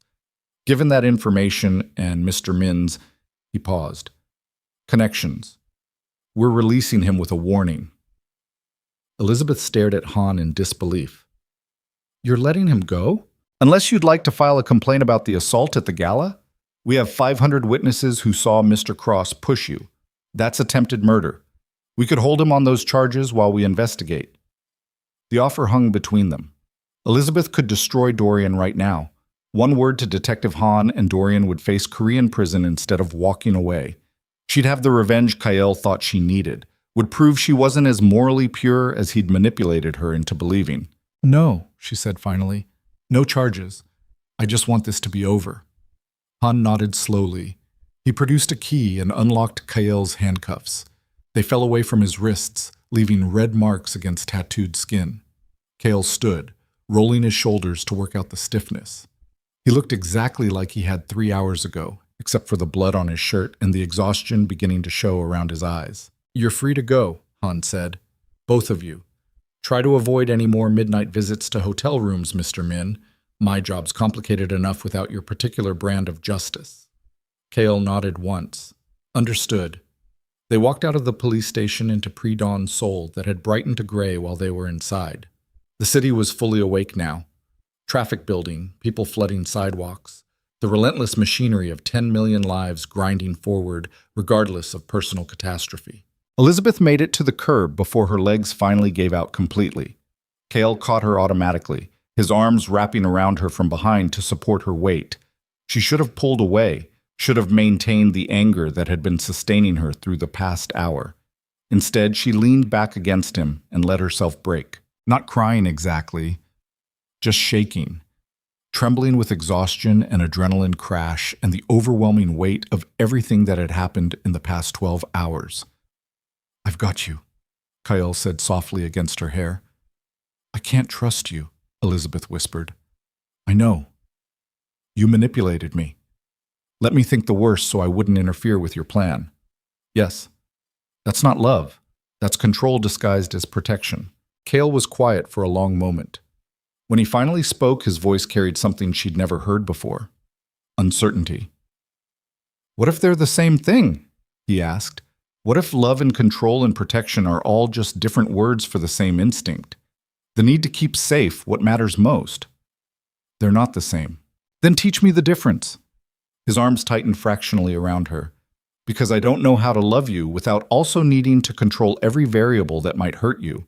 Don't know how to protect without manipulating. Don't know how to keep you safe without crossing lines you've asked me not to cross." Elizabeth closed her eyes. The baby kicked between them, Caught literally in the middle of parents who loved each other and didn't know how to do it without destroying each other. I need time, she said finally. Need space to think, to figure out if this is something we can fix or if it's fundamentally broken. How much time? I don't know. Weeks? Maybe months? And where will you go? Elizabeth hadn't thought that far ahead. The penthouse was Kael's. The life she'd built in Seoul was built around being his wife. She had money of her own from consulting work, but nothing compared to the resources he controlled. I'll figure it out, she said. There's an apartment. Kael's voice remained carefully neutral. In Itaewon. Owned through a shell corporation you've never heard of. Fully furnished, secure, far enough from the penthouse that you won't feel like I'm hovering, close enough that I can get to you in 10 minutes if something goes wrong. You already had this planned. I always have contingencies, including the one where you leave me. The admission should have felt manipulative. Instead, it felt heartbreaking. Kael had been preparing for her to abandon him from the beginning, had set up escape routes and safe houses because some part of him had never believed she'd stay once she saw who he really was. Okay, Elizabeth said. The apartment in Itaewon. I'll stay there until the baby comes. And after, we figure out custody. Visitation. All the terrible logistics of two people who love each other but can't survive being together. Kael didn't argue, didn't try to negotiate, just nodded against her hair and held her while Seoul woke up around them, oblivious and uncaring. A car pulled up to the curb. Minjun behind the wheel, his face professionally blank despite the fact that he'd clearly been up all night coordinating whatever needed coordinating. Take us to Itaewon, Kael told him quietly. The ride passed in silence. Elizabeth watched Seoul blur past the windows and tried to reconcile the past year with the man sitting beside her. Kael Min, who'd saved her from Dorian's fall before it happened, who'd married her beneath cherry blossoms and promised protection, who'd put their daughter's heartbeat above his own pride and his own need for control. Kael Min, who'd also just manipulated her through an entire night of believing their lives were destroyed so she wouldn't interfere with his revenge. Both men existed in the same body. Both loved her in their own broken way, and Elizabeth had to decide if that love was worth the cost of staying. The apartment was everything Kael had promised. Modern, secure, anonymous. A place where she could breathe without feeling his presence in every corner. Minjun carried her bags inside while Kael stayed in the doorway, not entering without explicit invitation. There's a phone on the counter, he said. Untraceable. Emergency use only. Speed dial 1 reaches me directly. Speed dial 2 reaches Dr. Yoon. Speed dial 3 reaches Minjun. You really do think of everything, Elizabeth said. I have to.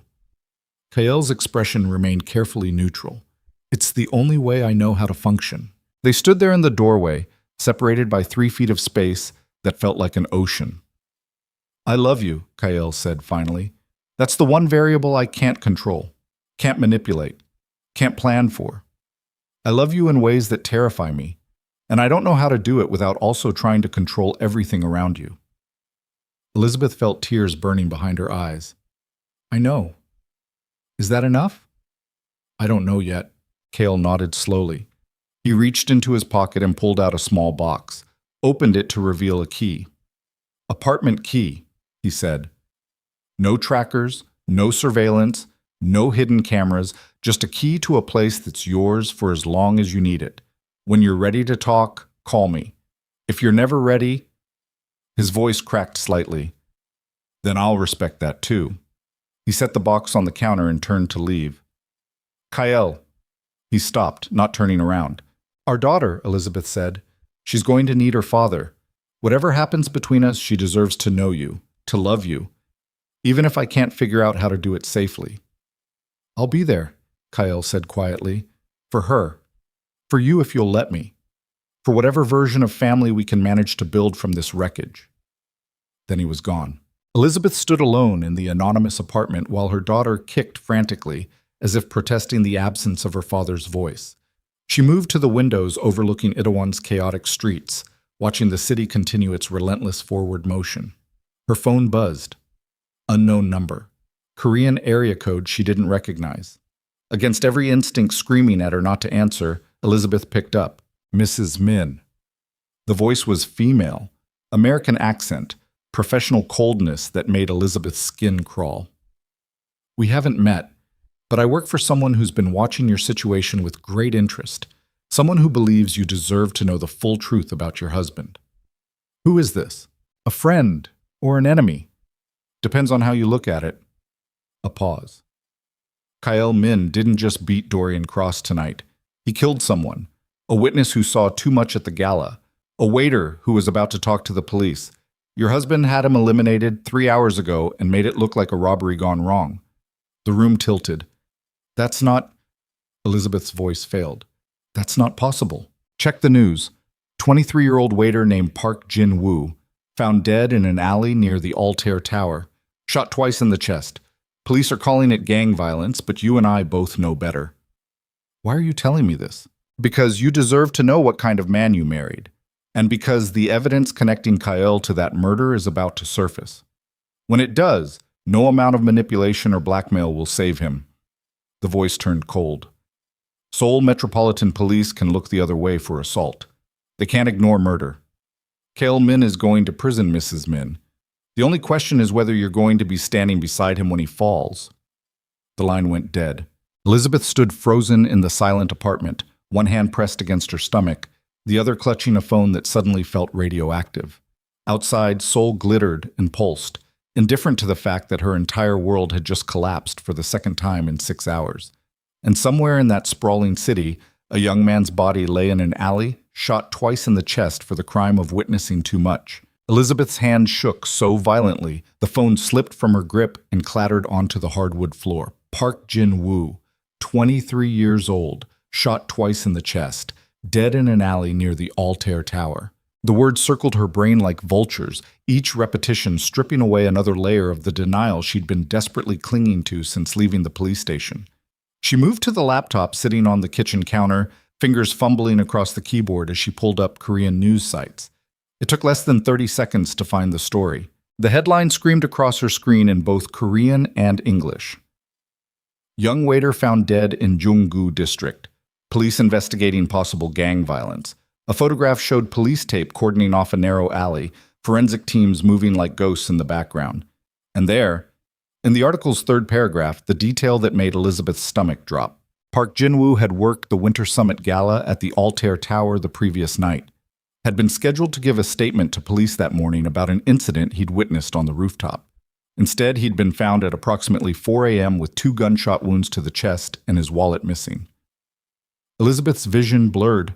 She gripped the counter's edge hard enough that her knuckles went white, breathing through her mouth because her nose seemed to have forgotten how to function. The baby kicked frantically inside her, responding to the adrenaline flooding her system. This couldn't be real. Kale couldn't have. But even as the denials formed, another part of her brain was already connecting the dots. Kyle had left the penthouse at approximately 2 a.m. The shooting happened around 4. 2 hours. Plenty of time to track down a witness, extract whatever information needed extracting, and eliminate the problem permanently.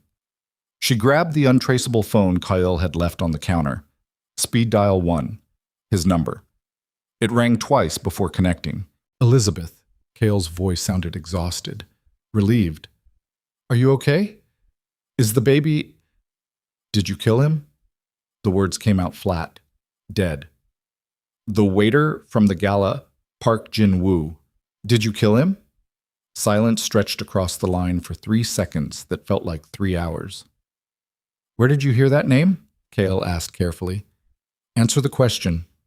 Elizabeth, I need you to listen very carefully. Whatever you've heard, whatever you think you know, you need to... Did you kill him? More silence. Then Kyle's voice came back harder, colder, stripped of the exhaustion. No, I didn't kill Park Jin-woo. I didn't order his death. I didn't even know he existed until 5 minutes ago when Min-jun called to tell me about a news story going viral.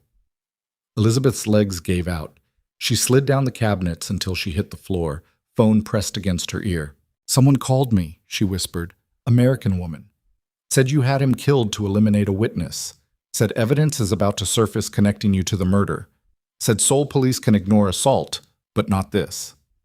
Kale's breathing changed over the line, sharper, faster, the sound of a predator recognizing a trap closing around him. What else did she say? That you're going to prison. That no amount of manipulation will save you this time. Elizabeth's voice cracked. Tell me she's lying. Tell me this is some kind of setup and you're not a murderer. I'm not a murderer. You beat Dorian half to death. That's different. How? How is that different from putting 2 bullets in someone's chest? Because Cross is still breathing. Kael's voice rose for the first time. Because I could have killed him a dozen different ways and didn't. Because everything I did last night was calculated to hurt him without crossing the line into lethal. That waiter's death? That's someone else's work. Someone trying to frame me for murder they committed. Elizabeth pressed her free hand against her mouth to muffle the sob trying to escape. She wanted to believe him, desperately wanted to accept that Kael was being set up, that some unknown enemy was manipulating events to destroy him. But trust was a luxury she could no longer afford. I'm coming to you, Kael said. Stay in the apartment. Lock the doors. Don't open them for anyone except me or Min-jun. Understand? No. Elizabeth. I said no. You don't get to tell me what to do anymore. Don't get to show up and expect me to fall in line because you've decided it's necessary. Her voice steadied. I need to verify this myself. Need to know the truth before I decide what happens next. The truth is someone's trying to destroy us, trying to separate you from me when you're most vulnerable. Or the truth is I married a man who kills people when they become inconvenient and I've been too blind to see it. The words hung between them like a death sentence. I have never lied to you about what I am, Kael said quietly. Never pretended to be something clean or noble or safe. But I have never, not once, killed someone who didn't deserve it, who wasn't an active threat, who wasn't given every opportunity to walk away. And this waiter, what did he do to deserve 2 bullets? Nothing, which is why I didn't kill him, which is why you need to trust me long enough to figure out who did and why. Trust. The word tasted like ashes in Elizabeth's mouth. I'll call you back, she said. Elizabeth, wait. She hung up. For 30 seconds, she sat on the kitchen floor of an apartment she'd never seen before this morning, pregnant and exhausted and completely alone. Then she forced herself to stand, forced her brain to start working through the panic. Think. The anonymous caller had specific information, knew about Park Jin-woo before the news broke publicly, knew Elizabeth was at the Itaewon apartment despite Kael claiming it was untraceable, knew exactly what to say to plant maximum doubt. Someone with resources, intelligence, access to information that should have been restricted. Someone who wanted Elizabeth isolated from Kael at the exact moment his world was collapsing. Her phone buzzed. Text message from an unknown number. Meet me at Bukshan Traditional Tea House in 1 hour. Come alone. I have evidence that will prove everything I told you. VV Vivian. Elizabeth stared at the message until her vision blurred.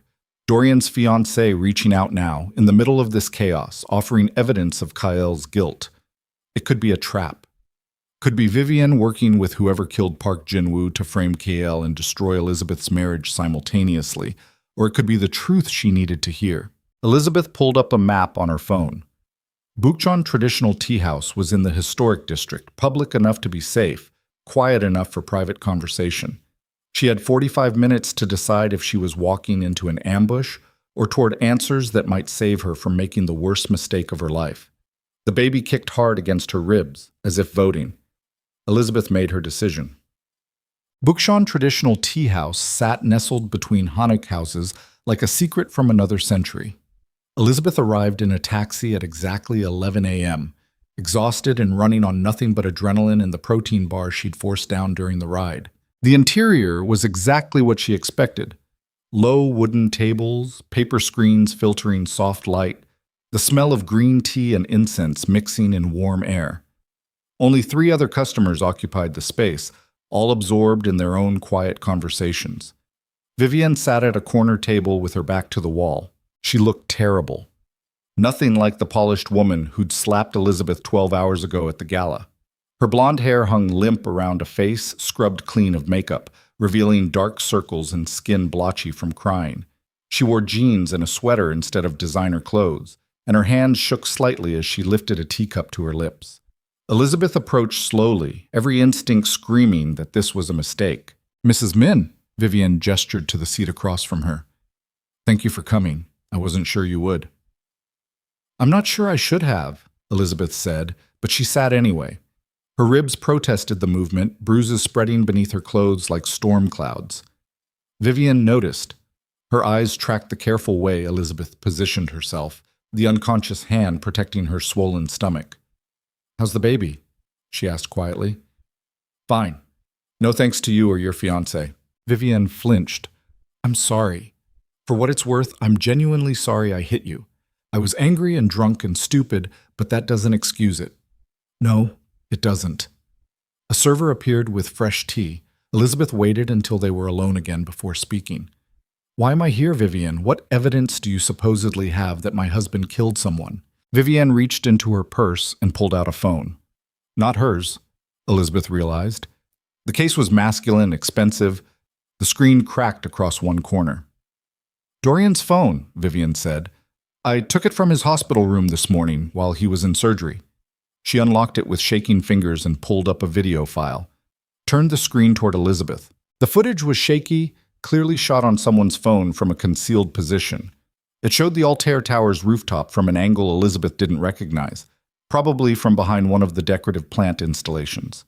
The timestamp read 11:47 p.m., about 15 minutes after Elizabeth had been pulled back up from the maintenance ledge. In the video, Kale stood near the western windows talking to a young man in a waiter's uniform. Park Jin-woo, Elizabeth realized with sick certainty. The conversation looked tense. The waiter kept gesturing toward the railing where Elizabeth had fallen, clearly agitated. Kyle listened with that terrible calm he wore when violence was inevitable. Then the video cut to black. When it resumed, the timestamp showed 3:52 a.m.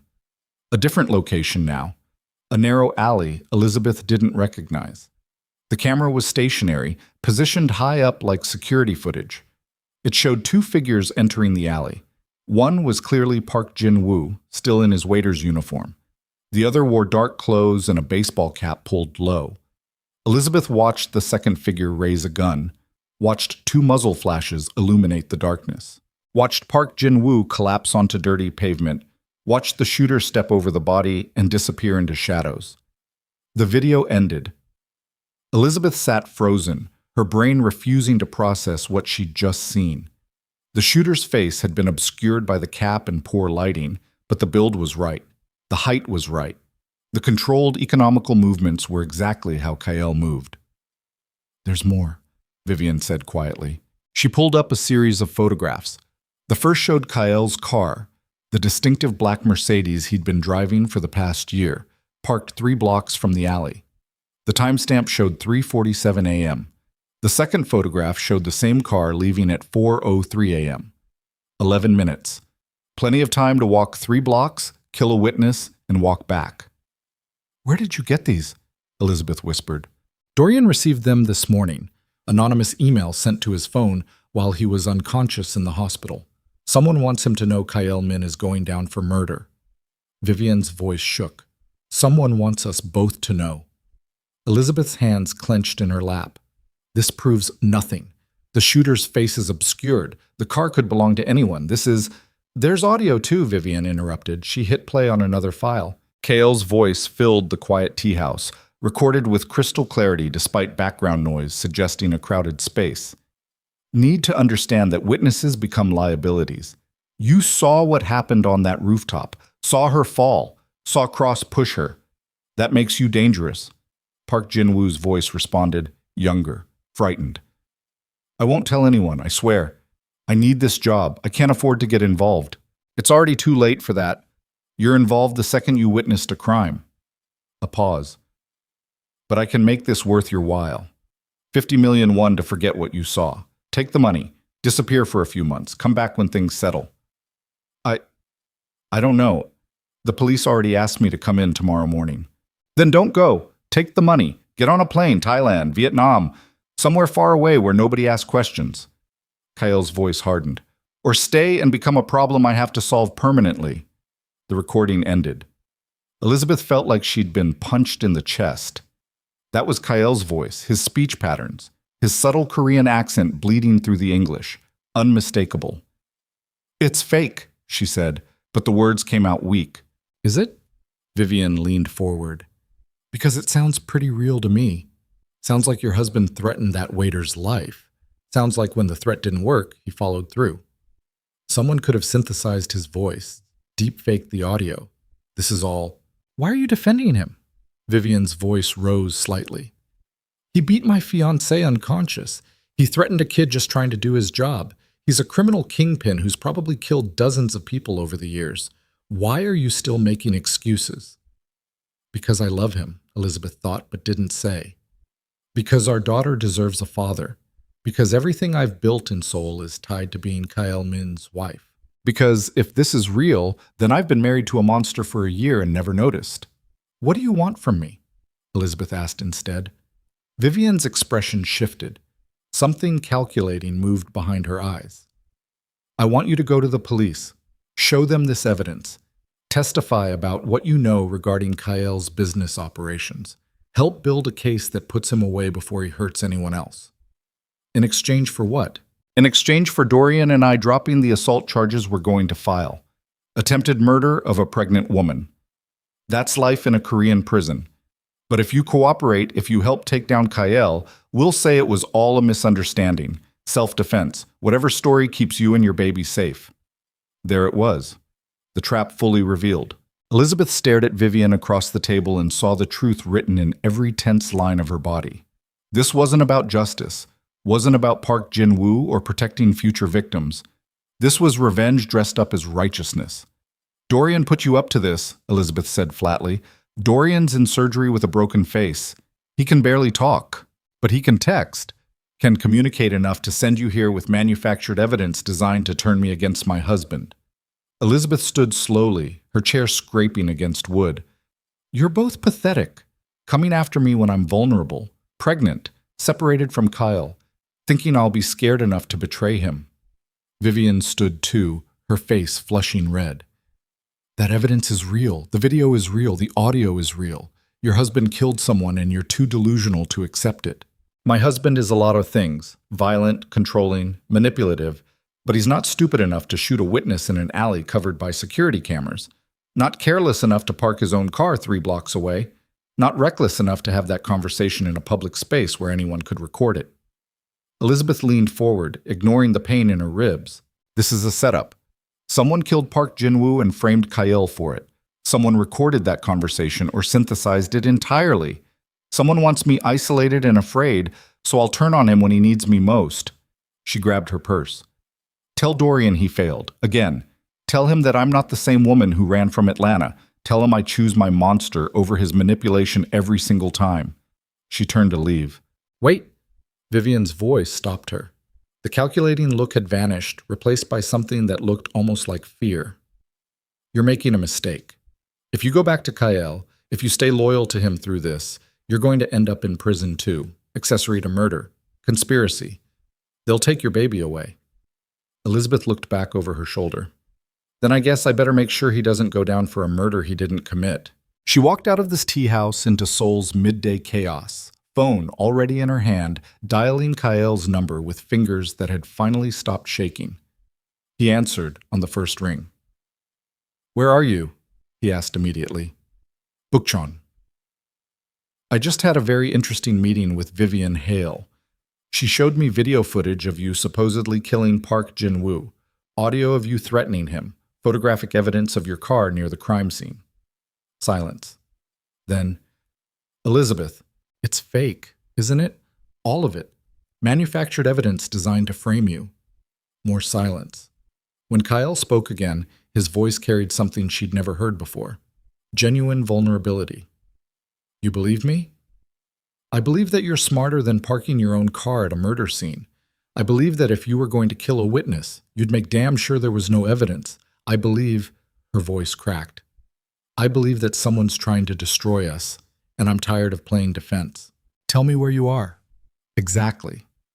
Elizabeth rattled off the address while scanning the street for threats. Nothing obvious, just tourists photographing hanok houses and locals going about their daily business. "Stay visible. Stay in crowds. Minjun is 3 minutes away. He'll bring you somewhere safe. Where are you? Tracking down the person who killed Park Jin-woo, and why? Kaol's voice hardened. This isn't random, Elizabeth. Isn't some rival trying to take me down. This is targeted, personal. Someone who knows how to manipulate you specifically. Someone who wants you separated from me when things get ugly. Elizabeth's stomach dropped. You think it's someone we know? I know it's someone we know, someone who was at the gala, someone who saw what happened, someone with resources and motivation to frame me for murder. A pause. Someone who benefits from our marriage falling apart right now. The pieces clicked together in Elizabeth's mind like a gun being loaded. Not Dorian, she said slowly. He's too obvious, too immediate. This is more sophisticated than his usual approach. Agreed. But someone connected to him, someone he could have talked to before the gala, someone who might have their own reasons for wanting me gone. A black sedan pulled up to the curb, Min-jun in the driver's seat, his face professionally blank despite the chaos of the past 12 hours. Elizabeth climbed into the back seat, phone still pressed to her ear. Where is Min-jun taking me? She asked. Somewhere you're going to hate, somewhere I swore I'd never make you go. But it's the only place in Seoul I know for certain is absolutely secure. Elizabeth's blood ran cold. Kael, where? The compound. My family's compound in Gangbuk-gu. 3 acres, 30-foot walls, armed security. The place I grew up. The place I built my empire from. His voice dropped. The place I promised you'd never have to see because it represents everything I tried to leave behind when I married you. The car was already moving, weaving through traffic toward the river. How long? Elizabeth asked. Until I've eliminated the threat. Until I know for certain who killed Park Jin-woo and why. Until I can prove it wasn't me and clear my name before the evidence goes public. And if you can't? Kaol was quiet for a long moment. When he spoke again, his voice carried the weight of someone accepting an impossible truth. Then you take our daughter and you run. Use the emergency accounts I set up, use the passports in the safe. Get as far from Seoul as you can and never look back. Kaol, promise me, Elizabeth. Whatever happens to me, whatever charges they bring, whatever prison they put me in, you protect our daughter first. Everything else is secondary. Tears burned behind Elizabeth's eyes. I promise. Good. She heard movement on his end of the line, doors opening, voices speaking rapid Korean in the background. I have to go. Min-jun will get you to the compound. Stay there. Trust no one except the people I've cleared personally. And Elizabeth? Yeah? I love you. More than power, more than empire, more than my own survival. That's the one variable in all of this I can't control and don't want to. The line went dead. Elizabeth sat in the back of the sedan watching Seoul blur past the windows while her daughter kicked frantically inside her, as if sensing that everything was about to change in ways they couldn't come back from. Min-jun's eyes met hers in the rearview mirror. Mrs. Min, he said quietly, I need you to understand something about where we're going. The compound isn't like the penthouse, isn't modern or comfortable or designed for someone like you. It's a fortress, a reminder of what Mr. Min came from and what he'll return to if pushed hard enough. I understand. Do you? Min-jun's expression remained carefully neutral. Because once you see that place, once you understand what it represents, you won't be able to unsee it, won't be able to pretend Kael Min is anything except exactly what he is. And what is he? Min-jun's eyes held hers for 3 seconds before returning to the road. The most dangerous man in Seoul, he said quietly. The king of an empire built on fear and blood and loyalty, purchased through violence. The man who will burn this entire city to ash before he lets anyone hurt what belongs to him. The sedan crossed the Han River, leaving the modern towers of Gangnam behind for older, darker neighborhoods where Seoul's history lived in crumbling walls and narrow alleys. Elizabeth pressed one hand against her stomach and felt her daughter kick in response. Soon, she thought. Soon you'll meet your father. Soon you'll learn that the man who loves you more than anything is also the man half the city fears. Soon you'll have to decide if that's enough. The compound appeared like something from another era. High concrete walls topped with razor wire, security cameras positioned every 10 feet, a single reinforced gate that looked like it could withstand explosives. Armed guards flanked the entrance, their faces professionally blank as Min-jun's car approached. The gate opened. They drove through into a different world. Inside the walls, Seoul disappeared. Traditional buildings surrounded a central courtyard where men trained with weapons Elizabeth recognized from action movies but had never seen in person. Gardens sprawled beyond the training areas, meticulously maintained despite the fortress atmosphere. And in the center of it all sat a house that looked like it had been transported from feudal Japan, all dark wood and sliding doors and architectural brutality disguised as elegance. Minjun parked near the main entrance. Before Elizabeth could open her door, it was pulled open from outside by a woman in her 60s wearing traditional Korean dress and an expression that suggested she'd seen everything and been impressed by none of it. "Mrs. Min," the woman said in accented English. "I am Mrs. Choi. I manage Mr. Min's household. Please come inside. You look exhausted." Elizabeth climbed out of the car on unsteady legs. Mrs. Choi's hand immediately moved to support her elbow, guiding her up stone steps worn smooth by decades of use. The interior was exactly what Elizabeth expected, and somehow worse. Dark wood everywhere. Minimal lighting. Rooms that opened into more rooms, all of them designed for function over comfort. She saw offices with walls covered in maps and surveillance feeds, saw armories stocked with weapons that made her stomach turn, saw men moving through hallways with the efficient purpose of soldiers preparing for war. This was Kael's world, the empire he'd built, the machine that ran on fear and blood and absolute loyalty. And somewhere in this fortress, he was trying to prove his innocence before evidence destroyed them both. Mrs. Choi led Elizabeth to a bedroom that somehow managed to feel both traditional and modern. Soft lighting, comfortable furniture, floor-to-ceiling windows overlooking the gardens. Someone had clearly prepared this space specifically for her. Fresh flowers on the dresser, pregnancy pillows on the bed, a selection of her clothes from the penthouse already hanging in the closet. "Mr. Min had these things brought over this morning," Mrs. Choi explained. "He wanted you comfortable if you needed to stay here. He knew I'd come. He hoped you would." Mrs. Choi's expression softened slightly. "He's been preparing this room for months, just in case." Elizabeth sat on the edge of the bed, exhaustion finally catching up to her. "How long have you worked for him?" "Since he was 8 years old. I watched him grow from a frightened child into the man who controls half of Seoul's underground economy." Mrs. Choi poured water from a pitcher into a glass and handed it to Elizabeth. "He is not a good man by conventional standards, but he is loyal, and he protects what he loves with an intensity that most people will never understand. Even if it destroys him? Especially then." The words settled between them like a prophecy. Elizabeth drank the water and tried not to think about Kael out there somewhere, hunting whoever had killed Park Jin-woo. Tried not to imagine what he'd do when he found them. Tried not to calculate how much time they had before the manufactured evidence went public, and Seoul's police came for him with charges he couldn't buy or manipulate his way out of. Her phone buzzed, text message from an unknown number. "Evidence goes live in 6 hours. Enjoy your last moments of freedom before your husband destroys everything you've built. A friend." Elizabeth's hands shook so hard she almost dropped the phone. 6 hours. 6 hours to prove Kael's innocence or watch him go down for murder. 6 hours before their daughter was born into a world where her father was in prison and her mother was complicit in crimes she'd refused to see. Elizabeth stood on legs that threatened to give out and walked to the windows overlooking the compound. Below, men trained with weapons while others huddled around tables covered in papers and laptops. Kael's army, his empire, his last line of defense against whoever was trying to destroy him.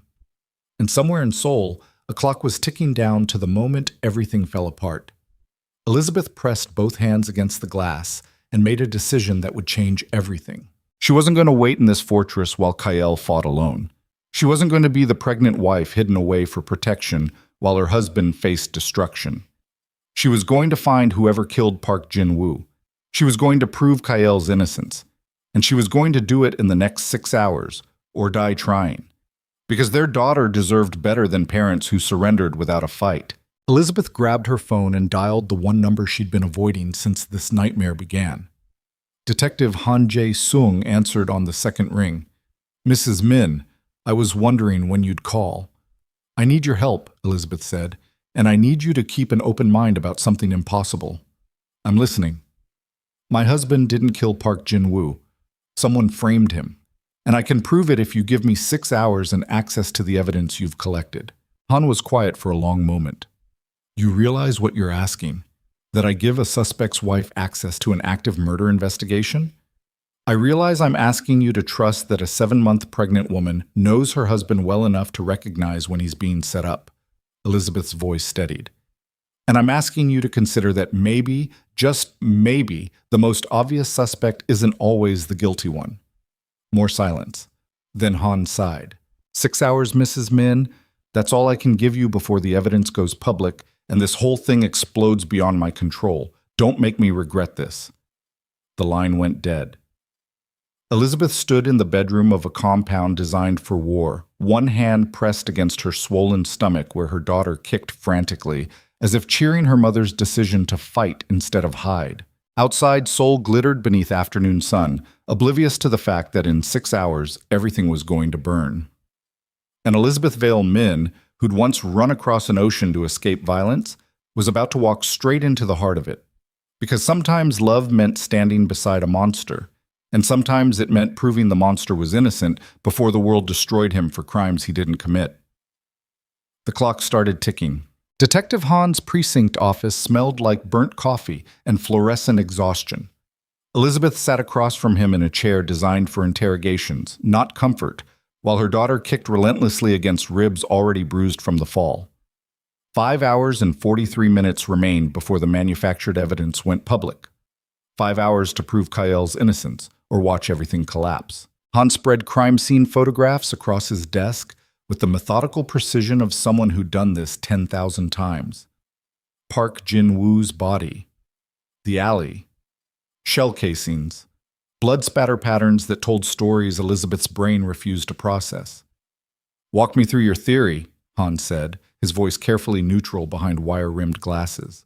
Elizabeth forced herself to look at the photographs, forced her mind past the horror and into the analytical space she'd learned to inhabit during her years as a clinical consultant in Atlanta. People were just systems. Crime scenes were just data. Find the pattern, and you find the truth. The video shows someone who moves like Kael, she said slowly. Same height, same build, same efficient movements. But the shooter's face is obscured the entire time, baseball cap pulled low, dark clothes designed to avoid cameras. So you're suggesting someone deliberately impersonated your husband? I'm suggesting someone who knows Kael well enough to mimic his physicality set up this entire scenario. The conversation at the gala was real. Multiple witnesses can confirm Kael spoke with Park Jin-woo, but the audio recording? That's either synthesized or taken wildly out of context. Han pulled up the audio file on his computer. Hit play. Kael's voice filled the office. Elizabeth listened to the entire conversation again, this time paying attention not to the words, but to the background noise. There, beneath Kael's voice, she heard music. Not the string quartet that had been playing at the gala. Something else. Something with a heavier bass line. That's not from the Altair Tower, she said. Han stopped the recording, rewound it, listened more carefully. You're right, he said slowly. The acoustics are wrong. Too much echo. Like it was recorded in a larger space. Or recorded separately and edited together to sound like one conversation. Elizabeth leaned forward despite her protesting ribs. Someone with audio engineering skills could take snippets of Kael's voice from a public appearance, isolate the words they needed, and reconstruct a conversation that never happened. That's a significant accusation. Do you have proof? Not yet, but I know someone who might. Elizabeth pulled out her phone and dialed a number she hadn't called in 6 months. It rang 4 times before a familiar voice answered in Korean accented English. Mrs. Min, I was wondering if you'd reach out. Janae Park. Seoul's most notorious information broker. A woman who sold secrets to the highest bidder and had built an empire on knowing everything about everyone. Elizabeth had met her once at a charity function, had recognized immediately that Jin Ai's polite society facade concealed something infinitely more dangerous. I need information about an audio recording, Elizabeth said. Need to know if it's genuine or fabricated. Need it analyzed in the next 5 hours. That's expensive work on short notice. Name your price. Janae was quiet for a moment. I don't want money from you, Mrs. Min. I want a favor from your husband. One favor, no questions asked. delivered when I need it. Elizabeth's stomach turned. Trading future favors with an information broker was how people ended up compromised, controlled, destroyed. But the clock was ticking, and she didn't have better options. Done. Send me a secure upload link. Already in your messages. And Mrs. Min, whatever you're involved in, tread carefully. Someone very powerful wants your husband destroyed. The kind of powerful that makes people like me nervous. The line went dead. Elizabeth forwarded the audio file to Jin Ai's encrypted server and turned back to Han. What about the video? The security footage showing the shooting? Han pulled it up on his computer. They watched together as the grainy footage showed two figures entering the alley. The muzzle flashes, Park Jin-woo collapsing, the shooter disappearing into darkness. Freeze it there, Elizabeth said, right when the shooter raises the gun. Han paused the video. Elizabeth studied the frozen image, her clinical training kicking into overdrive. Look at the stance, she said. The way the shooter holds the weapon. That's a professional grip. Military training or extensive practice. Kael's right-handed. This shooter is compensating like someone who trained left-handed and switched. That's circumstantial at best. Maybe. But combine it with the audio inconsistencies and the car placement that's too obvious, and you start to see a pattern. Someone who knows Kael intimately, knows how he moves, talks, operates. Someone with resources to manufacture evidence and motivation to destroy him specifically. Han leaned back in his chair. You have a suspect in mind. Elizabeth did. The pieces had been assembling in her head since Vivian showed her the evidence at the tea house. Someone connected to Dorian but more sophisticated. Someone who'd been at the gala and witnessed everything. Someone who benefited from Kael going to prison right when Elizabeth was most vulnerable. I need to see Dorian, she said, at the hospital, now. Han's expression shifted. That's a terrible idea. You're 7 months pregnant. He assaulted you less than 24 hours ago. Walking into his hospital room is the only way to confirm what I'm thinking. Elizabeth stood, ignoring the way her vision swam slightly. I need to see his face when I ask him specific questions. Need to watch his reactions. I was a clinical consultant for 4 years. I know how to read people when they're lying. I can't authorize that without... Then don't authorize it. I'll go myself. But if I'm right, if the person who killed Park Jin-woo is who I think it is, then you'll want to be there when I prove it. They stared at each other across the desk for 10 seconds that felt like 10 hours. One condition, Han said finally. I come with you, along with 2 officers. And the second things get dangerous, we leave. Understood? Understood. The drive to Seoul National University Hospital took 20 minutes through afternoon traffic. Elizabeth spent the entire ride with her phone pressed to her ear, calling in every favor she had left. Kael answered on the first ring. Tell me you found something. Maybe. I'm going to see Dorian. Han's with me. I need you to do something for me without asking why. Anything. Pull records on everyone who's worked with Dorian in the past 6 months. Focus on people with technical skills. Audio engineering. Video editing. Computer forensics. Cross-reference with anyone who has a personal connection to you or your organization. Silence on the other end. Then, you think someone inside betrayed me. I think someone with intimate knowledge of how you operate used that knowledge to frame you perfectly. And I think Dorian brought them to Seoul. More silence. When Kael spoke again, his voice carried the cold precision of someone moving pieces on a chessboard only he could see. Give me 30 minutes. I'll have a list. You have 20. The clock's ticking. Elizabeth hung up as they pulled into the hospital's parking garage. Han and 2 uniformed officers flanked her as they rode the elevator to the 7th floor, where Dorian was recovering from reconstructive facial surgery. His room was at the end of a quiet hallway. A single guard sat outside the door, hired private security rather than Seoul police. He stood as they approached, one hand moving toward the radio clipped to his belt.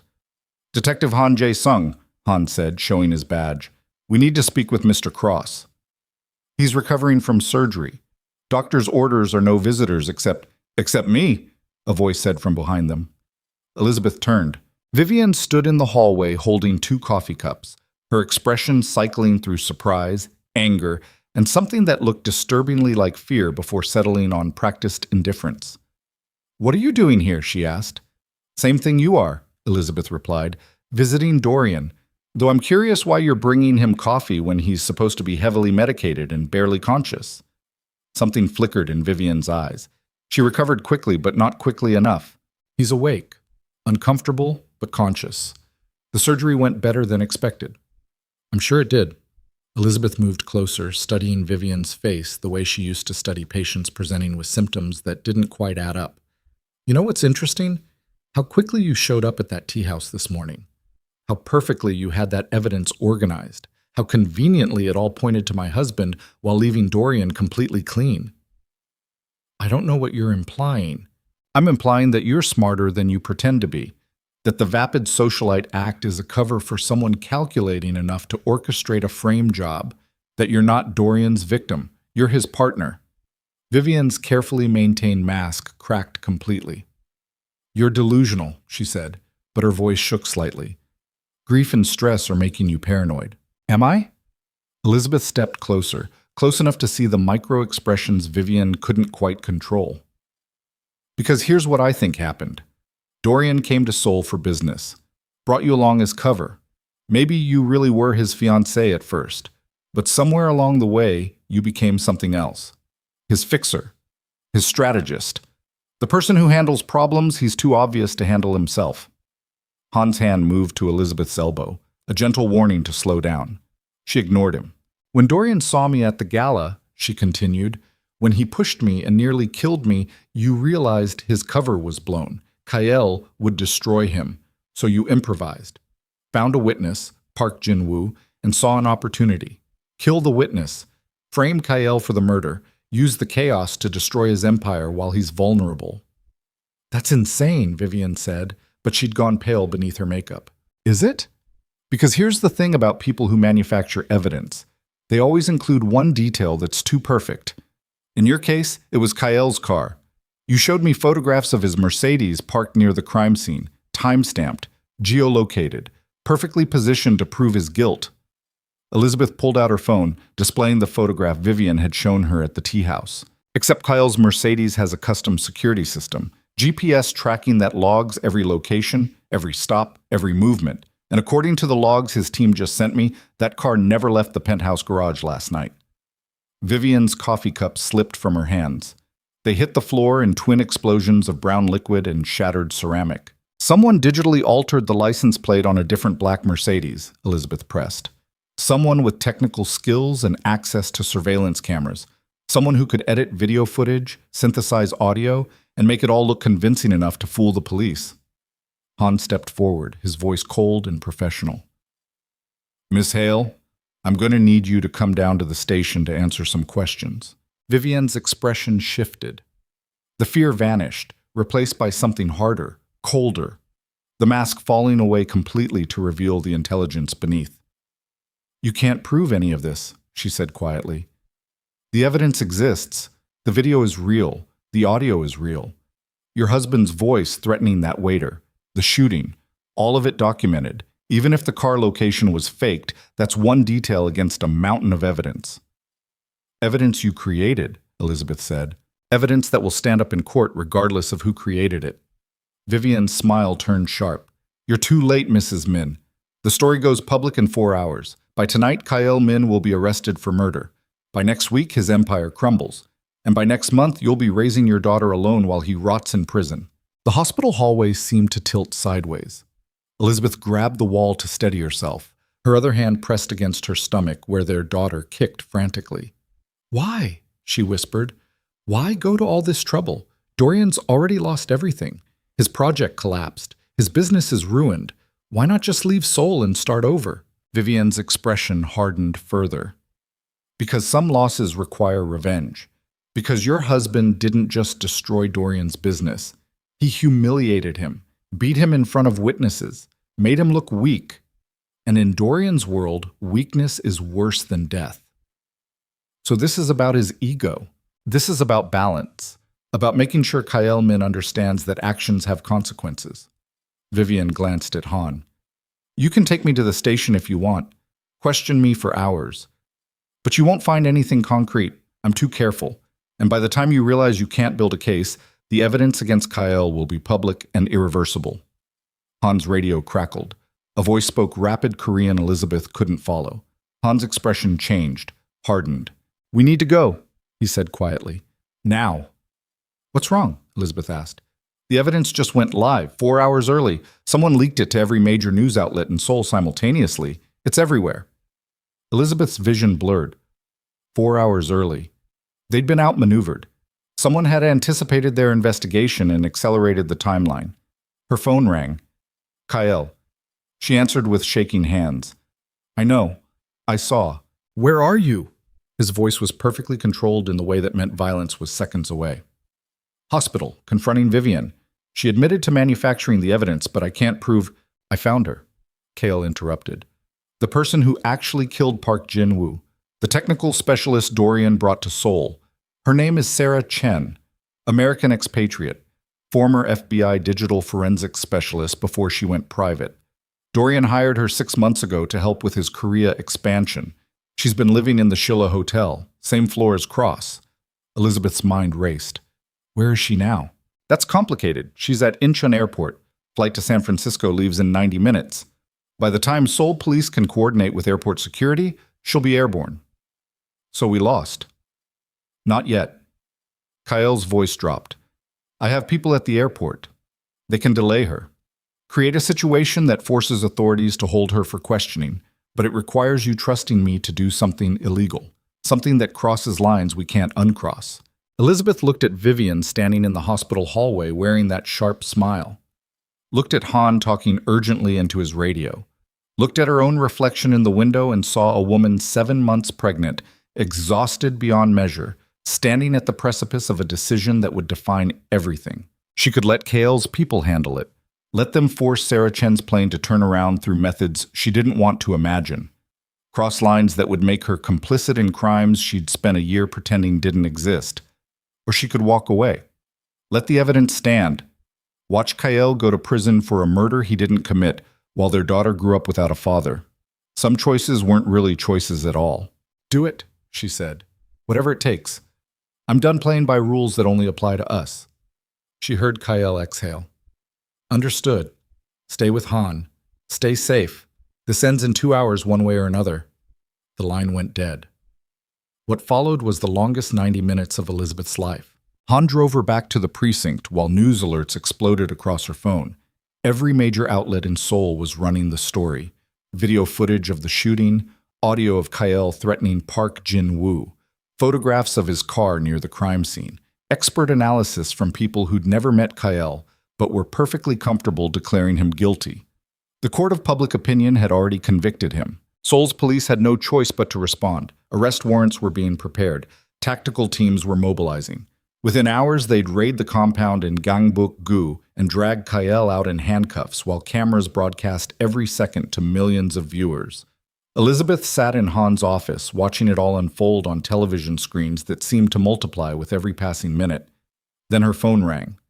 Unknown number. She answered. "Hello, Mrs. Min." The voice was female, American, terrified. "My name is Sarah Chen. I need to talk to you about Park Jin-woo's murder before they kill me." Elizabeth's heart stopped. "Where are you?" "Incheon Airport. Men with guns are following me. I tried to get on my plane, but they've locked down the terminal. I don't know how much time I have before—" The line crackled. "I need to confess. Need someone official to hear the truth before I end up like that waiter." "I'm putting you on speaker," Elizabeth said, nodding at Han. "Detective Han Jae-sung is here, Seoul Metropolitan Police. Whatever you say is being recorded." "Good. Record all of it." Sarah's breathing came in short gasps. "I killed Park Jin-woo. Dorian Cross paid me $200,000 to shoot him and make it look like Kyle Min did it. We fabricated the evidence, edited the video, synthesized the audio from samples I collected during the gala. All of it fake except the murder itself." Han grabbed a recorder, hitting record. "Why? Why kill a random waiter?" "He wasn't random. He saw Dorian push Mrs. Min off that roof. Was going to testify to police. Dorian panicked, called me, said we needed to eliminate the witness and frame Kyle simultaneously. 2 problems solved with 1 bullet." Elizabeth's hands clenched in her lap. "Where's your proof? Where's the evidence that you did this and not my husband?" "In my laptop. Encrypted files showing the original footage before editing, audio samples, financial records of Dorian's payment. Everything you need to prove Kale's innocent and I'm guilty. It's in my bag. Terminal 2, Gate 47. If I'm dead when you get here, the password is... The line went dead mid-sentence. Elizabeth and Han stared at each other across the desk. That could be a trap, Han said quietly. Could be someone trying to lure you to the airport. Or it could be the confession that saves Kael's life. Elizabeth stood. Either way, I'm going. You coming or do I drive myself? Han was already grabbing his coat. They made it to Incheon Airport in 40 minutes with sirens clearing traffic. Airport security met them at Terminal 2 with grim expressions that told Elizabeth everything before they said a word. Sarah Chen was dead, shot twice in a bathroom stall near Gate 47. Wallet missing. Laptop missing. Security cameras conveniently malfunctioning at the exact moment of the shooting. Dorian's cleaning up loose ends, Elizabeth said numbly. Han knelt beside Sarah's body, his expression unreadable. Maybe. Or maybe your husband's people got to her first, and this is staged to look like Dorian's work. The accusation hit like a slap. Kael wouldn't... Elizabeth stopped. Because the terrible truth was she didn't know anymore. Didn't know what Kael would or wouldn't do to protect himself. Didn't know where his lines were or if he even had lines that he wouldn't cross. Her phone rang. Kael. Sarah Chen is dead, she said before he could speak. Someone shot her at the airport. Took her laptop with all the evidence that would have proven your innocence. Silence. Then, I know, I'm watching the airport security feeds right now. Did you? Elizabeth couldn't finish the question. Did I kill her? Kael's voice remained perfectly calm. No. My people were following her, but someone else got there first. Professional hit, single shooter, in and out in under 90 seconds. We have video, but the shooter's face is obscured. So we're back to nothing. No proof, no confession, just your word against manufactured evidence. Not nothing, Kael said quietly. I know who killed her. I know who's been orchestrating all of this. And I know where to find them right now. Where? Seoul National University Hospital, Dorian Cross's room. The person who killed Park Jin-woo and Sarah Chen is standing right next to him, has been the whole time. And they're about to make a fatal mistake. Elizabeth's blood ran cold. Vivian. No. Someone closer. Someone who's been with Dorian since Atlanta. Someone you trusted completely until tonight. The pieces clicked together with sickening clarity. Dorian's assistant, Marcus Webb, the quiet, efficient man who handled Dorian's logistics and scheduling, who'd been at the gala but stayed invisible in the background, who had technical skills and Atlanta connections and motivation to help Dorian destroy the man who'd humiliated him. Someone Elizabeth had met twice in Atlanta and completely forgotten existed until this exact second. I'm going back to the hospital, she said. Elizabeth, no. You're 7 months pregnant. I need to end this tonight, right now, before more people die and before you go to prison for crimes you didn't commit. Her voice hardened. Where are you? 20 minutes from the hospital. I'm coming. You can't. The second you show your face in public, they'll arrest you. The warrants are already issued, but I can walk into that hospital. I can confront Marcus and Vivian and Dorian with police protection. I can make them confess on record. And if they don't? Elizabeth looked at her reflection in the airport's massive windows. Saw a woman who'd spent 2 years running from violence only to marry into it. Saw someone who'd chosen mercy over revenge and gotten betrayed for that choice. Saw a mother protecting her daughter the only way she knew how. Then I improvise, she said, like you taught me. She hung up before he could argue. Han drove her back to Seoul National University Hospital through traffic that seemed deliberately designed to delay them. Every red light felt like conspiracy. Every slow driver felt like sabotage. Elizabeth sat in the passenger seat with both hands pressed against her stomach, feeling their daughter kick frantically as if sensing the violence ahead. They arrived at 8 p.m. The hospital had shifted into evening mode, reduced staff, quieter hallways, visiting hours winding down. Dorian's floor was nearly empty except for nurses moving between rooms with medication carts. The guard outside Dorian's room was gone. Elizabeth and Han exchanged a look. Han's hand moved to his weapon, fingers resting on the grip without drawing it. Stay behind me, he said quietly. He pushed the door open. The scene inside looked like something from a nightmare. Dorian sat upright in his hospital bed, face still swollen and bruised from Kael's beating, an IV drip connected to his arm. Vivian stood beside him wearing the same clothes from earlier, and next to her, holding a gun pointed casually at Dorian's temple, stood Marcus Webb. He looked exactly as Elizabeth remembered from Atlanta. Unremarkable. Average height, average build, average features that made him forgettable in crowds. The perfect invisible killer. Mrs. Min, Marcus said pleasantly, Detective Han, thank you for joining us. We were just having a fascinating conversation about loyalty and consequences. Han's gun was out in a heartbeat, aimed squarely at Marcus's chest. Put the weapon down, now. I don't think so. Marcus pressed the barrel harder against Dorian's head. See, I've spent 6 months cleaning up this man's messes, handling his problems, making his enemies disappear. And how does he repay me? By throwing me under the bus the second things get complicated. Dorian's eyes were wide with fear. Marcus, please. I didn't what? Didn't tell Vivian to blame everything on me? Didn't plan to disappear back to Atlanta while I took the fall for Park Jin-woo's murder? Marcus laughed bitterly. I may be forgettable, Dorian, but I'm not stupid. Elizabeth moved slowly into the room, hands visible, non-threatening. You killed Park Jin-woo. And Sarah Chen. Why? Because Dorian paid me to. Same reason I do everything. Money. Lots of it. $200,000 for the waiter. Another $300 for Sarah when she got cold feet and tried to run. Marcus's expression didn't change. But here's the beautiful part. The evidence still exists. Sarah's laptop is hidden somewhere safe, and unless Dorian wants me to send it to every news outlet in Korea, along with my full confession about who ordered the hits, he's going to transfer $10 million to my offshore account in the next 5 minutes. That's extortion, Vivian said. That's insurance. Marcus glanced at his watch. 4 minutes, 30 seconds. I'd start typing if I were you, Dorian. Dorian reached for the tablet on his bedside table with shaking hands. You'll never get away with this. The second I transfer that money, you're a fugitive. They'll hunt you forever. Let them hunt. I'll be on a beach in the Philippines living like a king while you rot in prison for conspiracy to commit murder. Marcus smiled. Turns out Kyle Min isn't the only one Seoul police are interested in. Vivian's been very helpful providing evidence about your involvement. Hasn't she, sweetheart? Vivian had gone pale. I never said. You told them everything. About hiring me, about planning the frame job, about Park Jin-woo and Sarah, all of it recorded during your very cooperative interview at the station this afternoon. Marcus's smile widened. They were going to arrest you both tonight. I'm just accelerating the timeline. Elizabeth's mind raced. This was it. The confession they needed. Marcus admitting to both murders on record. But they needed him alive.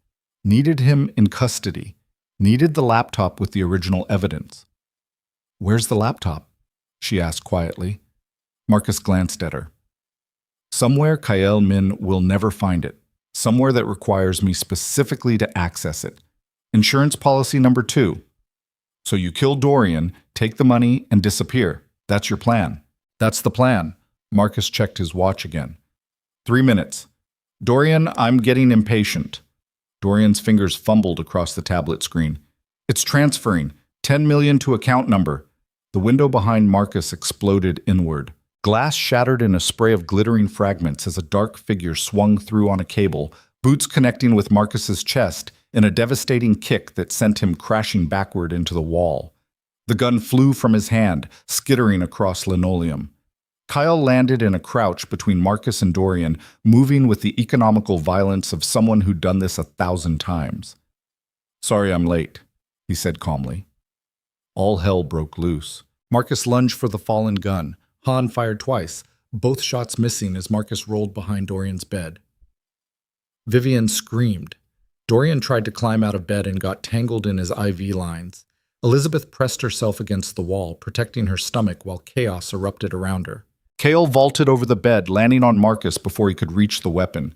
They grappled in a tangle of fists and elbows in brutal efficiency.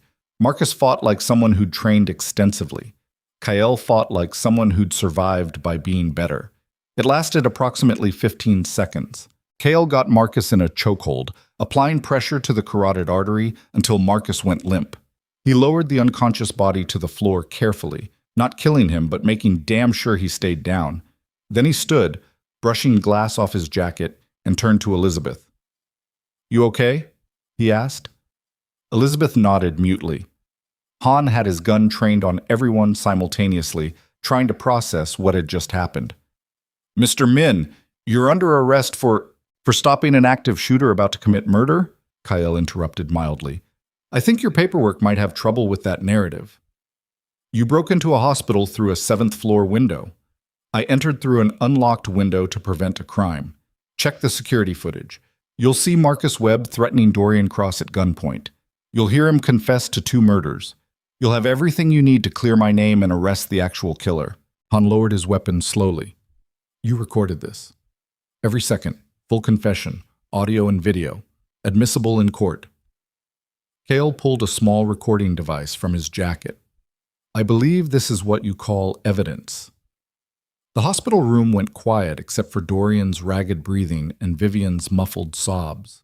Elizabeth stared at Kyle across the destroyed space and saw him clearly for the first time since this nightmare began.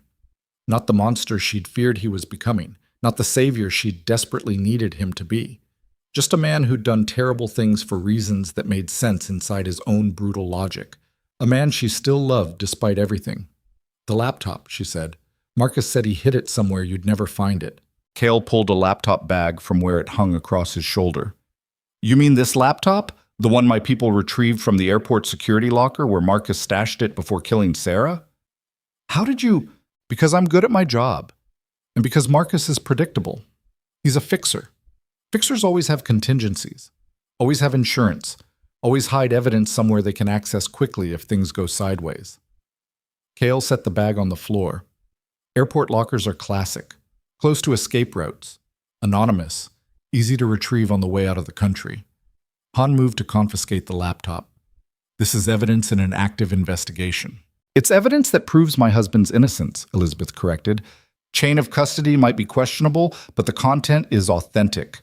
Sarah's original footage, unedited audio, financial records showing Dorian's payments. Everything you need to close this case." She turned to Dorian, who'd finally managed to extricate himself from the IV lines and sat trembling on the edge of his hospital bed. "You tried to have me killed," she said quietly. "Twice. Once on that rooftop when you pushed me. Once tonight when you hired Marcus to frame Kyle and destroy our family. And for what? Revenge. Ego.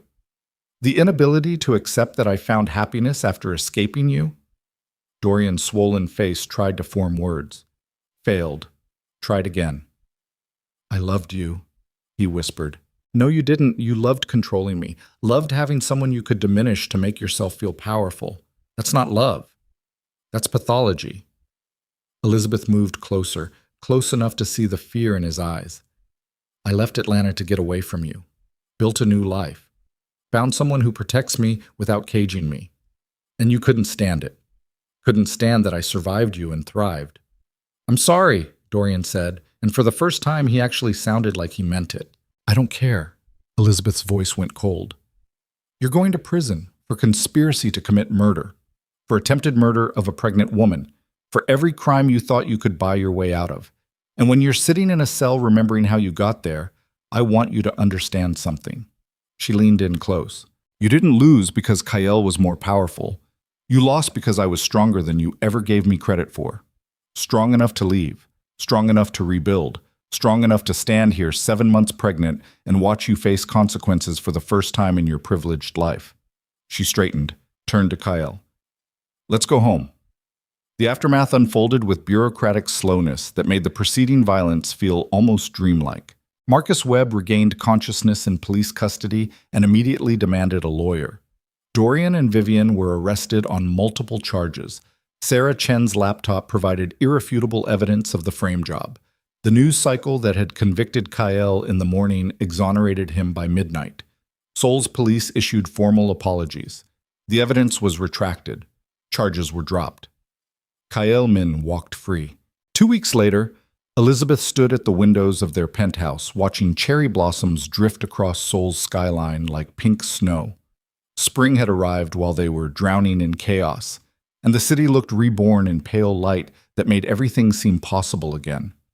Behind her, Kyle moved through the apartment with their daughter asleep against his chest. She'd arrived 3 days early, impatient and stubborn, entering the world with a cry that sounded like defiance. They'd named her Maya. It meant illusion in Sanskrit, reality in Hebrew, and brave warrior in Norse. All of it felt appropriate. "She's finally asleep," Kyle said softly, coming to stand beside Elizabeth. They watched the city together in silence while Maya's tiny fist curled against her father's tattooed neck. "I've been thinking," Elizabeth said finally, "about what you asked me, about whether love and control and protection are all the same thing." And I think they can be. In the wrong hands, with the wrong intentions. She turned to face him. "But I also think that real love means choosing to trust someone even when you have the power to control them. Means protecting without caging. Means letting the person you love make their own choices even when those choices terrify you." Kyle was quiet for a long moment. "I'm not good at that." "I know, but you're trying. That's what matters." "Is it enough?" Elizabeth looked at their daughter sleeping peacefully, oblivious to the violence that had surrounded her conception and birth. Looked at Kyle standing there with murder on his knuckles and devotion in his eyes. Looked at her own reflection and saw someone who'd survived 2 different kinds of love and learned to recognize the difference. "I don't know yet," she said honestly. "Ask me again in a year, or 10 years, or when Maya's old enough to understand that her father is both the most dangerous man in Seoul and the one who'd burn the world down to keep her safe." Kyle's mouth curved slightly. "That's not a no." "No. It's not a no." They stood together at the windows while Seoul pulsed beneath them, neon and steel and 10 million lives happening simultaneously. Somewhere in that sprawling city, Dorian Cross sat in a cell awaiting trial. Vivian had turned state's witness in exchange for a reduced sentence. Marcus Webb had hired an expensive legal team and was fighting extradition to the United States. All of them gone. All of them consequences of choices made in moments of rage and fear and desperate need for control. "Thank you," Kyle said quietly. "For what?" "For believing me. When everyone else was convinced I was guilty. When the evidence looked insurmountable. You chose to trust me anyway." Elizabeth reached up to touch Maya's sleeping face. Their daughter. The tiny human who'd survived being pushed off a building before she was even born. Who'd lived through her mother's doubt and her father's violence and a week of chaos that should have destroyed them all. "I chose us," she said. "That's different from blind trust. I looked at the evidence, investigated, questioned everything. And when I'd examined every angle, I chose to believe that the man I married was capable of terrible things, but not that particular terrible thing. And if you'd been wrong, then I would have been wrong. But I'd rather be wrong trusting you than right abandoning you." She paused. "Does that scare you, that I investigated instead of just believing?" Kale considered the question carefully. "No, it makes me trust you more, because you chose me with open eyes instead of blind faith. That's worth more than 1,000 promises made in ignorance." Maya stirred against his chest, making soft sounds that suggested she'd be awake and demanding food within minutes. Elizabeth recognized the pattern already. Their daughter was nothing if not predictable in her unpredictability. "I should feed her," Elizabeth said. Kale carefully transferred Maya into her arms. Their daughter immediately latched on with the fierce determination that characterized everything she did.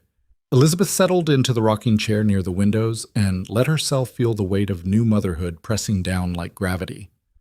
"What happens now?" she asked. "With your business. With everything."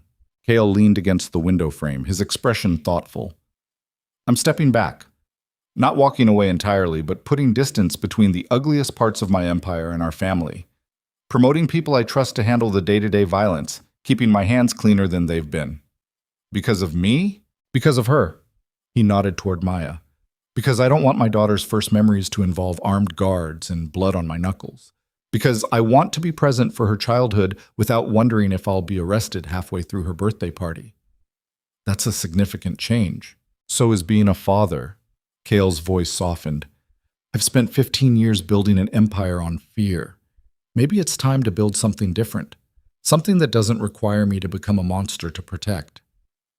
Elizabeth wanted to believe him, wanted to trust that Kyle could really step back from the violence that had defined him for so long. But she'd learned enough about human nature to know that change was slow and backsliding was inevitable. "I'm going to hold you to that," she said quietly. "Every time you slip, every time you choose violence over other options, every time you forget that our daughter is watching and learning what love looks like from your example. I know, I'm counting on it." They sat together in comfortable silence while Maya nursed and Seoul continued its relentless forward motion below. The city didn't care about their small domestic moment, didn't care that Kyle Min had almost gone to prison or that Elizabeth had almost lost everything. Seoul just kept moving, 10 million heartbeats synchronized into a rhythm that never stopped. "I love you," Kale said suddenly. "I know I don't say it enough. No, I show it through actions that sometimes look more like control than devotion. But I need you to hear it. Need Maya to grow up in a house where those words get spoken out loud." Elizabeth looked up from their daughter's face to meet his eyes. "I love you too, even when you terrify me, even when you make choices I don't agree with, even when you're more monster than man." She paused. "Especially then, maybe, because anyone can love the easy parts. It takes something else entirely to love the broken pieces." Kale crossed the space between them and knelt beside the rocking chair. His hand came up to cup her face with a gentleness that contradicted everything else about him. "We're going to mess this up," he said. "Parenting, marriage, all of it. We're going to make mistakes that hurt each other and confuse our daughter and require years of therapy to undo." "Probably," Elizabeth agreed, "but we're going to try anyway. We're going to choose each other every day, even when it's hard, even when walking away would be easier, even when the whole world is telling us we're toxic together." "Yes, we are." He kissed her forehead, then Maya's, then stood and moved back to the windows, giving them space while Elizabeth finished nursing. Outside, cherry blossoms continued their slow descent across Seoul's skyline. Spring turning to summer. The city reborn in pink and green and the soft light of new beginnings that might last or might shatter, but deserved a chance either way. Elizabeth looked down at Maya sleeping in her arms and felt the weight of every choice that had led to this moment. Leaving Atlanta, coming to Seoul, meeting Kyle in that coffee shop, marrying him beneath falling cherry blossoms, surviving Dorian's violence, choosing to trust when trust seemed impossible. All of it had led here, to this penthouse, to this man, to this tiny human who'd survived being caught mid-fall and emerged strong enough to inherit both her parents' stubbornness. "She's going to be trouble," Elizabeth said. Kale turned from the windows, his expression soft in the way it only ever got when he looked at his daughter. "She takes after her mother and her father. Then Seoul better prepare itself." They smiled at each other across the room while Maya slept peacefully, unaware that she'd been born into a love story that looked nothing like fairy tales and everything like survival. And maybe that was enough. Maybe love didn't need to be perfect or safe or easy. Maybe it just needed to be chosen. Daily, consciously. With full awareness of the costs and complications. Maybe the best they could offer their daughter was the truth that relationships were work and violence was real and monsters could love fiercely if you taught them how. Elizabeth stood carefully, cradling Maya against her chest as she moved to join Kyle at the windows. They stood together, looking out over Seoul, while their daughter slept between them, 3 people who'd survived falling and learned to build something beautiful from the wreckage. "Thank you," Elizabeth said quietly, "for catching me before I fell." Kale's arm came around her shoulders, holding her steady. "Thank you," he replied, "for teaching me the difference between protection and control." Below them, Seoul glittered and pulsed with 10 million lives that would never know how close they'd come to watching Kyle Min's empire burn. Would never know about Park Jin-woo or Sarah Chen or the manufactured evidence that had almost destroyed a family before it properly began. The city kept moving forward because that's what cities did, what people did, what life did regardless of individual catastrophe. And somewhere in a prison cell, Dorian Cross sat with his broken face and shattered pride, learning too late that some women couldn't be controlled no matter how hard you tried, that some love stories required you to survive the fall before you earned the happy ending, that sometimes the monster you feared became the shelter you needed. Elizabeth pressed closer to Kael's side and felt Maya's heartbeat against her chest. Strong, steady, alive. They'd survived. And in Seoul's unforgiving landscape, survival was its own kind of victory.